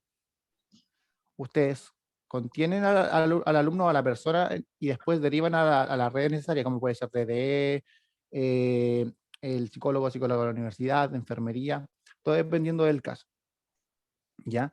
Si dentro del aula o algún colega se le acerca a ustedes y quiere contarles y se ofrece a contarles, lo principal es la escucha activa, lo que mencionábamos anteriormente. ¿Ya? Evitar decirle a la persona que se equivocó, evitar los prejuicios, simplemente escucha activa, posición de escucha, si nos podemos sentar mejor y le damos unos minutos a esa persona, no estemos mirando el reloj, no estemos señalando hacia la puerta, ni mostrarnos que no nos interesa. porque no va a ser un momento de contención, simplemente la persona se va a sentir rechazada y lo más probable es que deje de hablar o ya no quiera hablar, ¿ya? Y en caso de que nosotros sintamos de que alguien está mal, la invitación, o sea, la escucha activa sería más una invitación hacia la persona, ¿ya? No hay que obligar nunca a una persona a hablar de lo que le pasa, ¿ya? La invitación podría ser, ¿te gustaría contarme un poco lo que te pasa? ¿Quisieras que te acompañe un rato y hablamos? Pero siempre que ustedes tengan tiempo y se sientan bien, ¿ya? No necesariamente tiene que ser una escucha de 1 hora ni 20 minutos, puede ser algo rapidito, pero que la persona se sienta escuchada y pues, su problema se pueda resolver o sienta que alguien lo escucha, ¿ya? ¿Y qué pasa si durante esa escucha activa la persona se desborda emocional, por ejemplo? Nos cuenta un poco lo que le está pasando o tiene un ataque de pánico mientras no habla. ¿Qué hacemos nosotros? ¿Han estado en alguna vez en esa situación? Es una pregunta.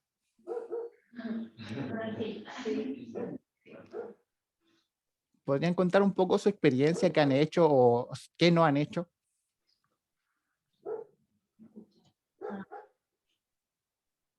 ¿Quién quiere? ¿Quién quiere? ¿O quiere? ¿O si quiere?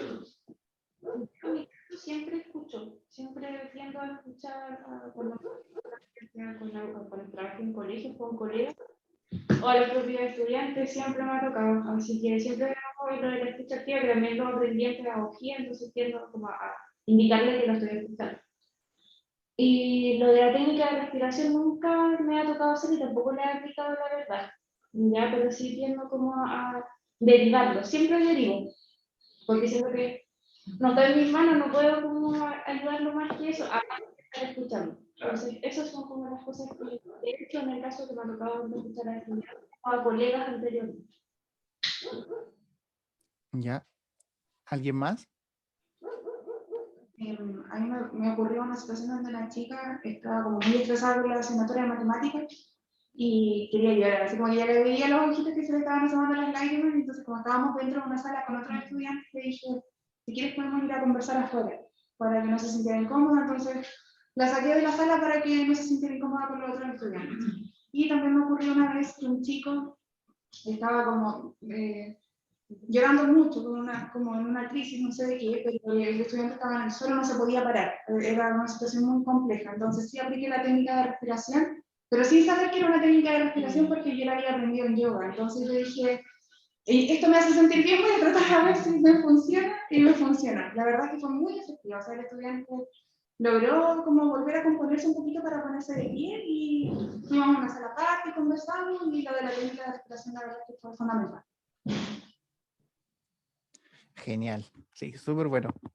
Sí, ya, esa es la idea, esa es la idea. Si la persona se desborda emocionalmente en la escucha activa o entra en un ataque de pánico, la idea es que nosotros llevemos a esa persona a un estado de calma, ¿ya? Para que la persona pueda volver en sí, podamos reflexionar un poco qué tiene que hacer o qué podemos hacer, ¿ya? Entonces, la técnica de respiración, ya una vez que si la persona entra en pánico o la persona se desborda emocionalmente, necesitamos calmarla porque se está desbordando, podemos aplicar técnica de respiración y le voy a explicar un poco la técnica de respiración que más me funciona, que igual está dentro de las técnicas mencionadas en los primeros auxilios psicológicos. Ya, que es lo importante de esta técnica, que se puede aplicar en cualquier momento, no necesariamente en un desborde emocional o un ataque de pánico. Puede ser aplicada, no sé, pues si están nerviosos para una reunión o antes de una clase, o salieron de una reunión intensa o de una clase que tuvieron hartos problemas. Ustedes pueden aplicar esta técnica de respiración para pasarse a ustedes o a otra persona a un estado de calma. ¿Ya? La técnica de respiración siempre tiene que ser una invitación también, no se le puede obligar a la persona a hacerla, porque la persona te puede decir que no, quizá la situación va a seguir alterada, pero nunca obligar a una persona a hacerla. Siempre pues, se le puede invitar a decir, mira, vamos a realizar una técnica de respiración, ya que está mal, está un poco alterada, para que podamos hablar bien o para que podamos, no sé, ir a enfermería. ¿Ya? Así que siempre como una invitación, la técnica de respiración que yo siempre recomiendo y que a mí me sirve también de forma personal, es una técnica diafragmática de respiración de 4 tiempos, ¿ya? Y se centra principalmente en que a medida que vamos expulsando el aire y mantenemos, nos vamos relajando. Le explicamos a la persona, o sea, en ese momento le explicamos a la persona de que la forma en que respiramos afecta nuestras emociones y el cómo nos sentimos, y que vamos, o sea, que nos acompañe a realizar esta técnica. Le explicamos, primero botamos todo el aire que tenemos, se me ve bien, ¿cierto? Porque no sé bien dónde está la cámara. ¿Sí? Ya. Le explicamos a la persona, le decimos primero, botamos todo el aire, inhalamos por la boca, o sea, por la nariz, contando hasta 4. 1, 2, 3, 4, y mantenemos por 4 segundos. 1, 2, 3, 4. Exhalamos por la boca, contando hasta 4. Luego mantenemos la respiración por 4 segundos y volvemos al inicio y repetimos. El ciclo se repite. ¿Y qué es lo bueno? Que si tienen un teléfono o algo a la mano, se le puede explicar visualmente también. Botamos todo el aire, iniciamos respirando y subimos por el rectángulo en este caso, contando hasta 4. Mantenemos la respiración contando hasta 4. 1, 2, 3, 4. Exhalamos contando hasta 4. 1, 2, 3, 4. Mantenemos contando hasta 4. 1, 2, 3, 4. Y se reinicia otra vez el ciclo. ¿Ya? La idea es que ustedes hagan esto junto a la persona de 2 a 3 minutos y luego ella hasta que se sienta un poco mejor. ¿Ya? Pueden ser hasta 2 minutos con la persona, luego la persona lo hace de forma autónoma, pero la idea es hasta que la persona se sienta mejor o pueda calmarse. ¿Ya? Lo bueno de esta técnica es que a nivel de respiración llevamos a la persona a un estado de calma, pero también ayudamos que piense en otra cosa, se centre en contar hasta 4 mientras va subiendo por el rectángulo, o mientras se desliza y mientras va bajando, y distraemos sus pensamientos. Así que es más rápido y más eficaz para llevar a la persona a un estado de calma. Y si no tiene nada a mano también, y la persona se siente cómoda cerrando los ojos, se puede hacer de forma, o sea, imaginando el rectángulo con los ojos cerrados. ¿Ya? Luego de eso pasamos a la derivación. Ya cuando la persona ya está bien, ya está calmada y puede hablar, puede hacer cosas, nosotros le podemos ofrecer la ayuda que ofrece DD, por ejemplo, o que ofrece Bienestar Estudiantil, la que ofrece Enfermería o el psicólogo de la universidad, pero nunca nosotros lo llevamos directamente a la persona o llamamos por la persona, nunca quitarle la autonomía, simplemente derivamos. ¿Ya? Y dependiendo del caso, si la persona está muy grave, porque por lo menos aquí en Chillán, igual después se le da una retroalimentación a la persona que avisó, dependiendo del caso, si somos docentes, por ejemplo, sabemos por la situación que está pasando la alumna o el alumno, no sé, pues si tiene que entregar un certamen, o sea, un trabajo mañana o durante esta semana, podemos alargar un poco más el plazo. La idea es no aumentar la presión que siente la persona, ¿ya? Todo dependiendo del caso. Ya, por eso, ser un poco más flexible, y lo bueno es que si somos un poco flexibles con la persona también podemos hacerlo con todo el curso en general. O sea, si damos un poco más de día a una persona, no nos cuesta nada aumentar el plazo unos 2 días más para todos. Simplemente porque si la persona se encuentra mal en ese momento, lo más probable es que no entregue el trabajo o no asista a la evaluación y porque no quiere y no se siente con ganas de ir. Y lo más probable es que lo repruebe, pues, o sea, que repruebe el examen o el trabajo, y lo ideal no sería eso. ¿Alguna duda? ¿Algún comentario?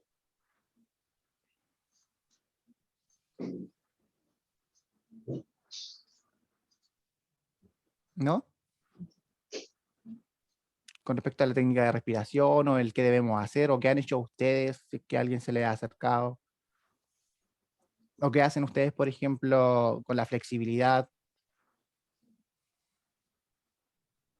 Yo pasaba cuando estaba estudiando, tenía menos crisis de pánico, yo universitario. Y sin tener mayores conocimientos, porque no los tenía en ese momento, yo utilizaba mucho, cuando venía una crisis de pánico, oler un perfume, por ejemplo. Entonces con la respiración me conectaba al olor y sabía que estaba entrando en el pulmón, entonces se me bajaba un poco la ansiedad de la crisis. Después con el tiempo me hizo mucho sentido, ya que cuando uno está teniendo cuando uno está teniendo una crisis de pánico, por lo general tu pensamiento está en que te vas a morir. Entonces está como en el futuro, está este pensamiento catastrófico de que te vas a morir, y eso te hace tener tu mente en otra parte que no en el presente. Entonces, por eso también es aconsejable que cuando estemos viviendo una situación como esa, una crisis de pánico, concentrarnos en el presente, ya en el aquí y en el ahora. Y la respiración, el método básico del ser humano por el cual se puede conectar con el presente. Pero también está el otro sentido, es decir, estimular la visión, tal como lo señalabas tú con con el cuadrado, el rectángulo. Sí, con el celular, cuadrado, rectángulo. Sirve mucho porque, de cierta manera, en ese momento tu mente no está en el presente, está pensando, sobre todo está en el escenario, pero en el escenario del futuro, que vas a morirte, que te va a pasar algo. Entonces, traer al presente sirve mucho, gente, ese tipo de situaciones porque te conecta un poquito con tu sentido. Me hace mucho, desde ese tiempo me hacía mucho sentido esto que hago. Tiene que ver un poquito con el hecho de conectarse. Muchas gracias.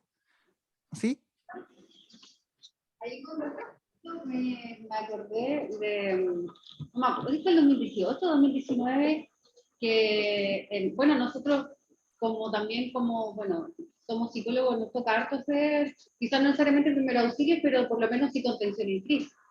Pero a mí nunca me había tocado hacer una contención en crisis a un estudiante que tenía TEA. Y me acuerdo que en ese momento estaba en, no me acuerdo, estaba en Fernando May, y casualmente no había ningún psicólogo en la universidad.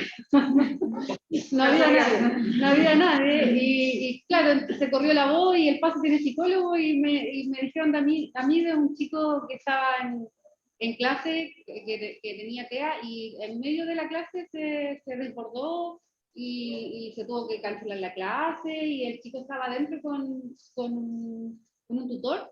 Estaba dentro en la sala los dos solos y el chico estaba desconsolado llorando. Pero él no tenía una explicación como para el llanto, era solo que se había regulado también por su tema. Ya pues a mí no me había tocado nunca eso, entonces yo fui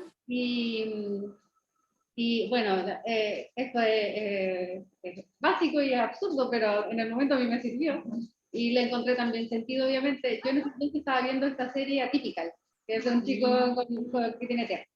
Y de ahí como que saqué algunas ideas también para abordar en el momento, combinado obviamente con lo que uno sabe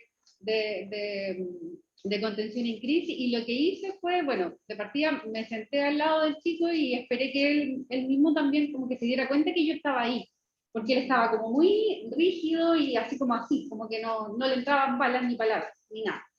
Entonces me quedé ahí un rato esperando, y de a poquito ya después como que él se dio cuenta que yo estaba ahí, me presenté, le empecé a conversar, y lo que ya en un momento, porque él estaba muy angustiado, lloraba, todo lo que decía era llorando. Entonces, como no había una situación, porque uno está acostumbrado a hacer una contención o primero auxilio tratando de buscar también soluciones, porque en una situación específica de estrés, y aquí era una situación específica, pero que no requería una solución porque tenía que ver con su condición también. Entonces,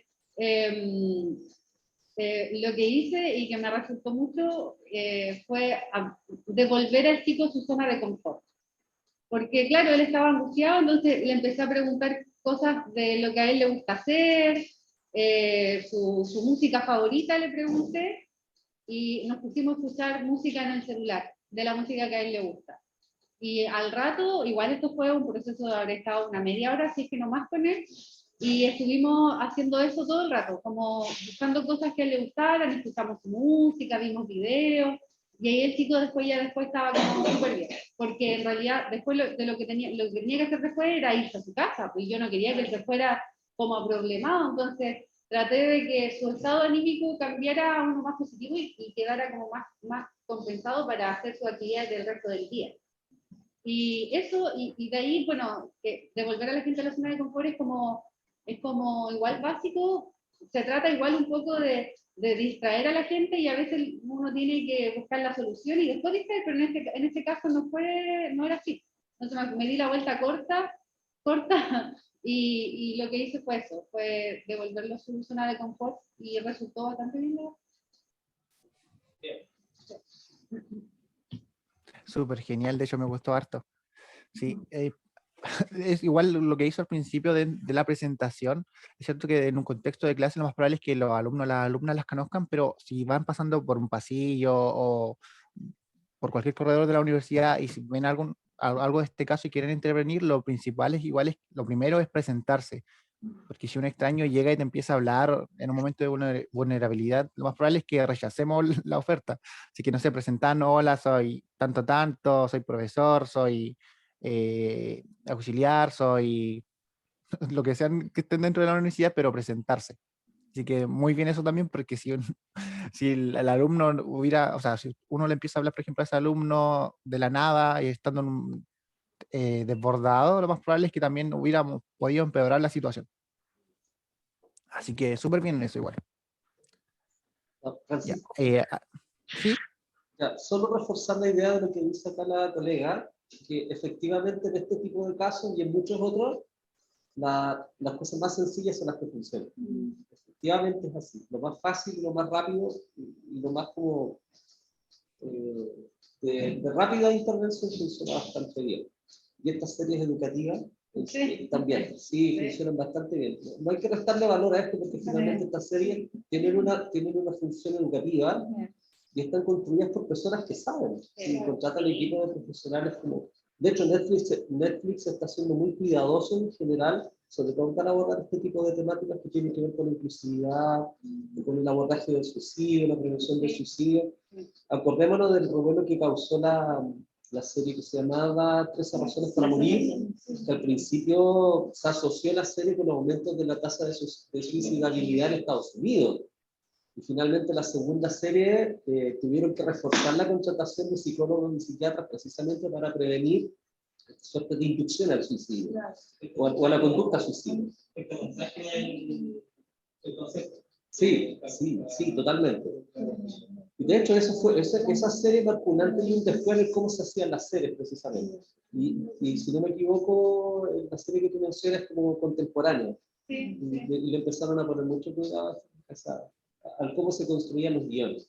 Así que sí, efectivamente funciona bastante bien. y lo último, con respecto a la técnica de respiración, igual a los primeros auxilios psicológicos tienen un video, les recomiendo que practiquen, que lo hagan ustedes en sus casas. Y porque a veces no se ve fácil, pero a veces no es fácil, que a veces estamos tensos nosotros mismos y no nos damos cuenta. A mí la primera vez que hice el ejercicio me costó, no lo voy a hacer, no me voy a concentrar en el rectángulo, en la respiración. Así que inténtenlo en sus casas, practíquenlo para que cuando lo vayan a aplicar sea más fácil. Y aparte les va a servir también para relajarse. Y eso. Son las 11:43. Ya, vamos a pasar un poco al qué hacer en la ideación suicida, voy a explicar un poco qué es lo que es y al qué hacer. Pero más que nada en el tema de la depresión, es dentro de o sea, lo principal es contener y derivar, ¿ya? Más adelante igual se les va a explicar a dónde derivar y con quién derivar, pero lo principal es contener y derivar, ¿ya? La ideación suicida. Ay.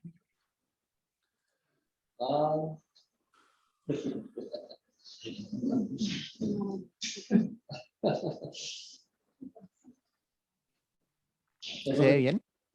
Sí, se ve. Ya, perfecto.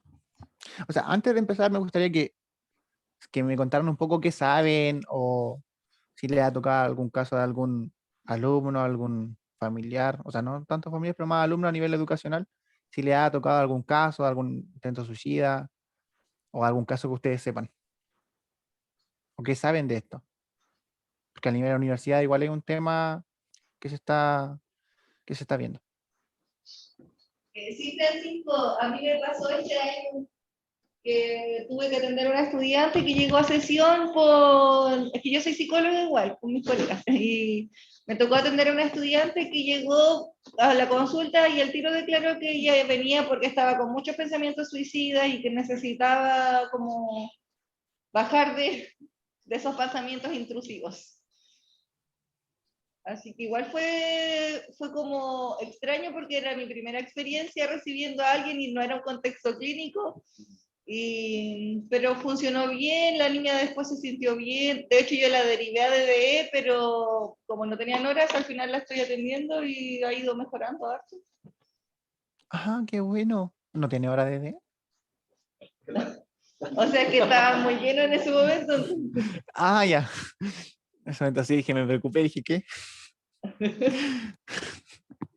Sí. ¿Alguien más? no una experiencia, sino que es como una recomendación que a lo mejor no está muy socializada. En algún momento le tocó hacer una asesoría a la Seremi Salud Ñuble. No, sí, a la Seremi Salud Ñuble. Y hay algunos instrumentos que se están tratando de estandarizar, sobre todo para poder detectar ideación suicidia y además ver la posible derivación a los centros de salud en algunos casos como urgencia, para priorizar hora y todo eso.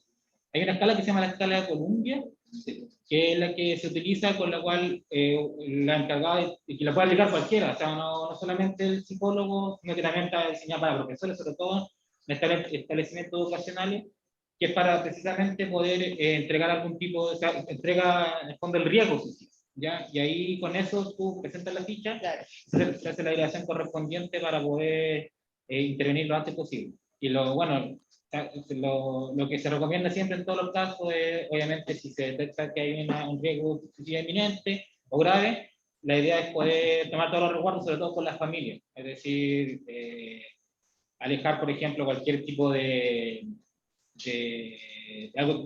instrumento que se pueda utilizar para llevar a cabo el acto, remedios, etcétera, armas blancas, cualquier cosa, y aparte, obviamente, prestar la contención necesaria a la familia. Entonces, igual hay como herramientas que es importante que las instituciones que estén más o menos socializadas para poder hacer las dedicaciones correspondientes. Sí, súper buena. Sí, sí, de hecho la universidad, o sea, por lo menos las diferentes DD de los dos campus, aunque son la misma, pero en diferentes protocolos, sí tienen un buen protocolo, o sea, por lo menos yo lo que estaba viendo actualmente, tienen una buena derivación y en el caso de Chillán igual es rápida. De Concepción no me acuerdo tanto en este momento, pero en el caso de Chillán igual es rápida la derivación, lo cual es importante, y también es importante mencionar que dentro de la universidad como tal, todo el sistema educativo también puede ser un factor protector para los estudiantes, los y las estudiantes, por lo que, pues, que muchas veces salen o van a la universidad para escapar de sus casas, porque ya no quieren estar ahí, y que sean bien recibidos o un buen trato dentro de la universidad igual es importante, para que lo tengan en cuenta. Ya vamos a hablar un poco entonces, ¿qué es la ideación suicida? Y del suicidio como tal.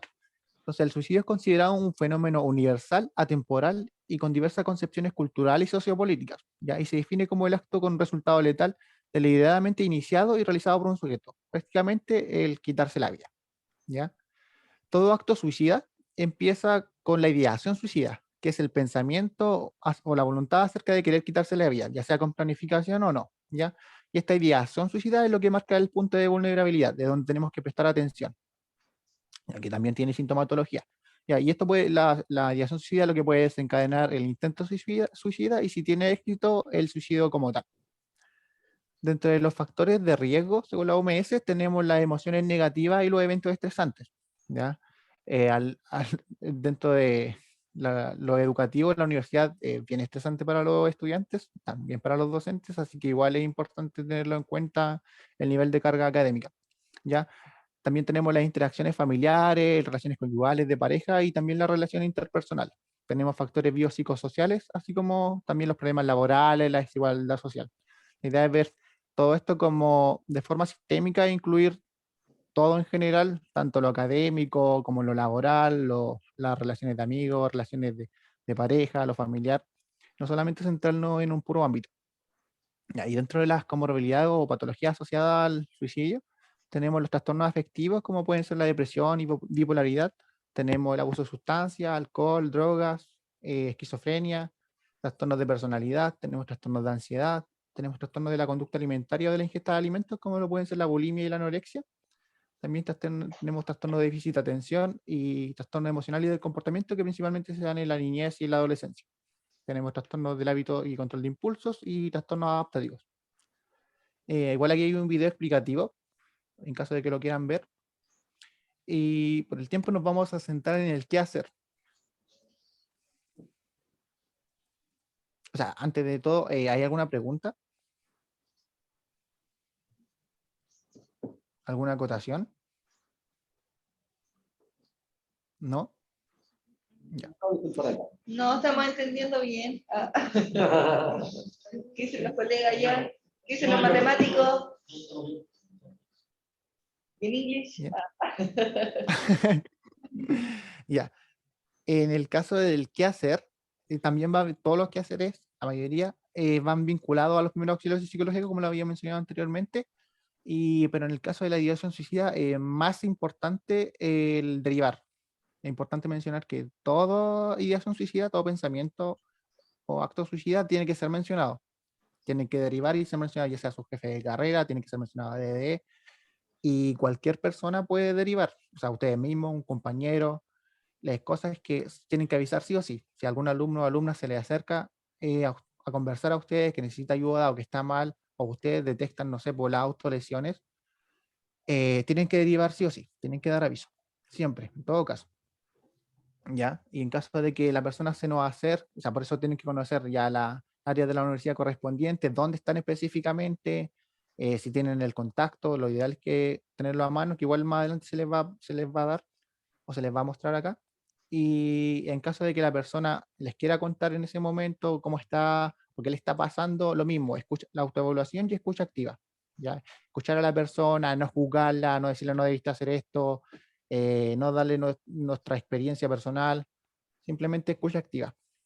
Si se desborda emocionalmente o está sufriendo un ataque de pánico, técnica de respiración. ¿Ya? Y finalmente la derivación. Siempre, en todo momento, derivar. Nunca pueden quedarse callados. ¿Ya? Y lo mismo a nivel académico. Si saben que la persona está mal, está pasando por un mal momento, lo más probable es que tenga otra patología asociada, no generarle más presión a la persona, ser un poco más flexibles. Y también dentro de las cosas a tener en cuenta es, ¿cómo decirlo? Sí, el quitarle el estrés a la persona, pero también el preocuparse por sus amigos o por las relaciones que está teniendo. Porque si hay un caso suicida o alguien que se está intentando suicidar, lo importante también es tener en cuenta a sus familiares y amigos cercanos, ¿ya? Y más que nada eso es lo que es ideación suicida, siempre derivar en todo momento, ¿ya? ¿Alguna pregunta? Porque lo otro es lo mismo, técnica de respiración, escucha activa. Yo solo aclarar que en el 99,99% de los casos, a la ideación suicida, en realidad la conducta suicida en sí misma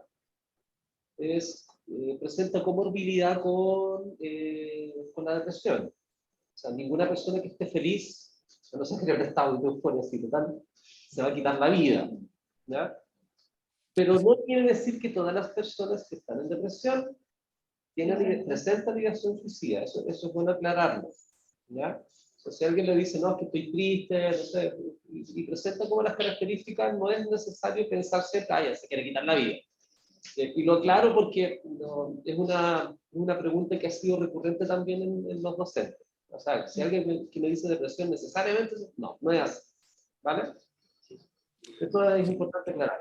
Claro, y también, sobre todo como colega aquí docente, que tiene el primer filtro con los estudiantes, también hay que quitarle un poco el miedo o el tabú un poco del suicidio, es decir, Claro. Que no se pueda hablar del tema o que hay que a lo mejor no tocar el tema, sino que un tema del cual se puede hablar. Una persona que tenga una ideación suicida, no porque tú le preguntes vas a incentivar más esa ideación, sino que solamente estás tratando de averiguar para hacer una ideación oportuna, ¿ya? Porque claro, hay temas que como sociedad muchas veces se tratan de ocultar o se tocan un poco. El suicidio es un tema y es una realidad y hay que hablar del tema, no hay que esconderlo, no hay que tratar de como evitarlo, sino por el contrario, hacerse cargo del tema. Claro, sí. Y como el primer pesquisaje tiene que ver también con cómo nos vinculamos nosotros con los estudiantes, en ese contexto, igual es bueno saber que hay personas que han pasado toda su vida, toda su niñez, en base al contexto también, y a las vivencias, con ideación suicida y en depresión. Entonces, para ellos es normal vivir esa condición. Entonces, si alguien nos dice algo así, lo primero y lo fundamental es decirle, sí, está bien, te entiendo, pero tienes que saber que es necesario que recibas apoyo. O sea, normalizar un poco lo que le está sucediendo, pero la urgencia de que la persona tome conciencia de que sí necesita derivación, necesita apoyo psicológico, necesita apoyos extra, es súper, súper importante. No lo normalicemos nosotros tampoco. ¿Ya? Que la persona tenga deseos o tenga ideas de quitarse la vida es algo serio. No es algo así como que uno pueda tratarlo al voleo. De ahí la importancia de derivar. Sí, Ya, Francisco. igual lo había pasado, o sea, lo quería pasar más o menos rápido, pero ustedes también lo pueden leer.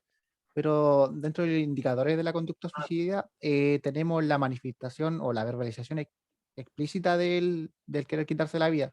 O sea, si una persona le dice, sabes que me quiero morir, el trato de mi vida, ya no quiero nada, hay que prestar ojo. Las personas por lo general que quieren suicidarse lo verbalizan o lo dicen textualmente, o empiezan a hablar mal de ellos mismos porque tienen baja autoestima, empiezan a hablar mal de su futuro, empiezan a pensar en la idea de qué pasaría si ellos se mueren, pues, qué pasaría con sus familiares, qué pasaría con sus amigos.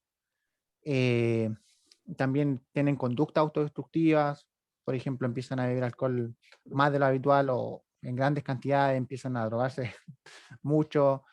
También hablan acerca de marcharse, o si ustedes ya saben que alguien está pasando por una situación complicada, si de la nada, no sé, pues se despide de ustedes con una carta o les manda un mensaje, no sé, a las 3 de la mañana, señal de alerta, ¿ya? Las conductas suicidas siempre son más visibles de lo que pensamos. Eso es cierto. Es verdad. Yo tengo una consulta. Camila, ¿tienen una pregunta acá? Que quizás puede que escape un poquito, pero Sí, dale. lo que pasa es que últimamente como que está de moda los memes que hablan de la muerte, ¿cierto? O los chiquillos de repente yo les digo, ya, si ustedes están en el certamen y tienen que hacer este ejercicio, ¿qué harían? Morir. Como que esa es la respuesta. Entonces yo entiendo que está en un contexto de broma, pero a mí me pasa que de repente hay bromas que para mí no son chistosas. Y en este caso, eso para mí es una broma que yo no la puedo dejar pasar. Sin embargo, le he estado dando vueltas en mi cabeza sobre qué responder, porque todavía no he hecho nada al respecto, pero sí es una respuesta recurrente en los estudiantes. O sea, ¿qué harías tú en este ejercicio? Morir. Y es como, y se ríen, y yo como, yo no me río porque no me da risa. Entonces, ¿qué se puede decir? Fácil. Pruébalo. No.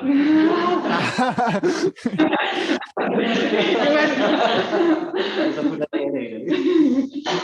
No, conviene hacer saber tu malestar o la preocupación frente a eso, pero basta una reflexión breve. Claro, sí. O sea, basta con que tú digas sí, ok.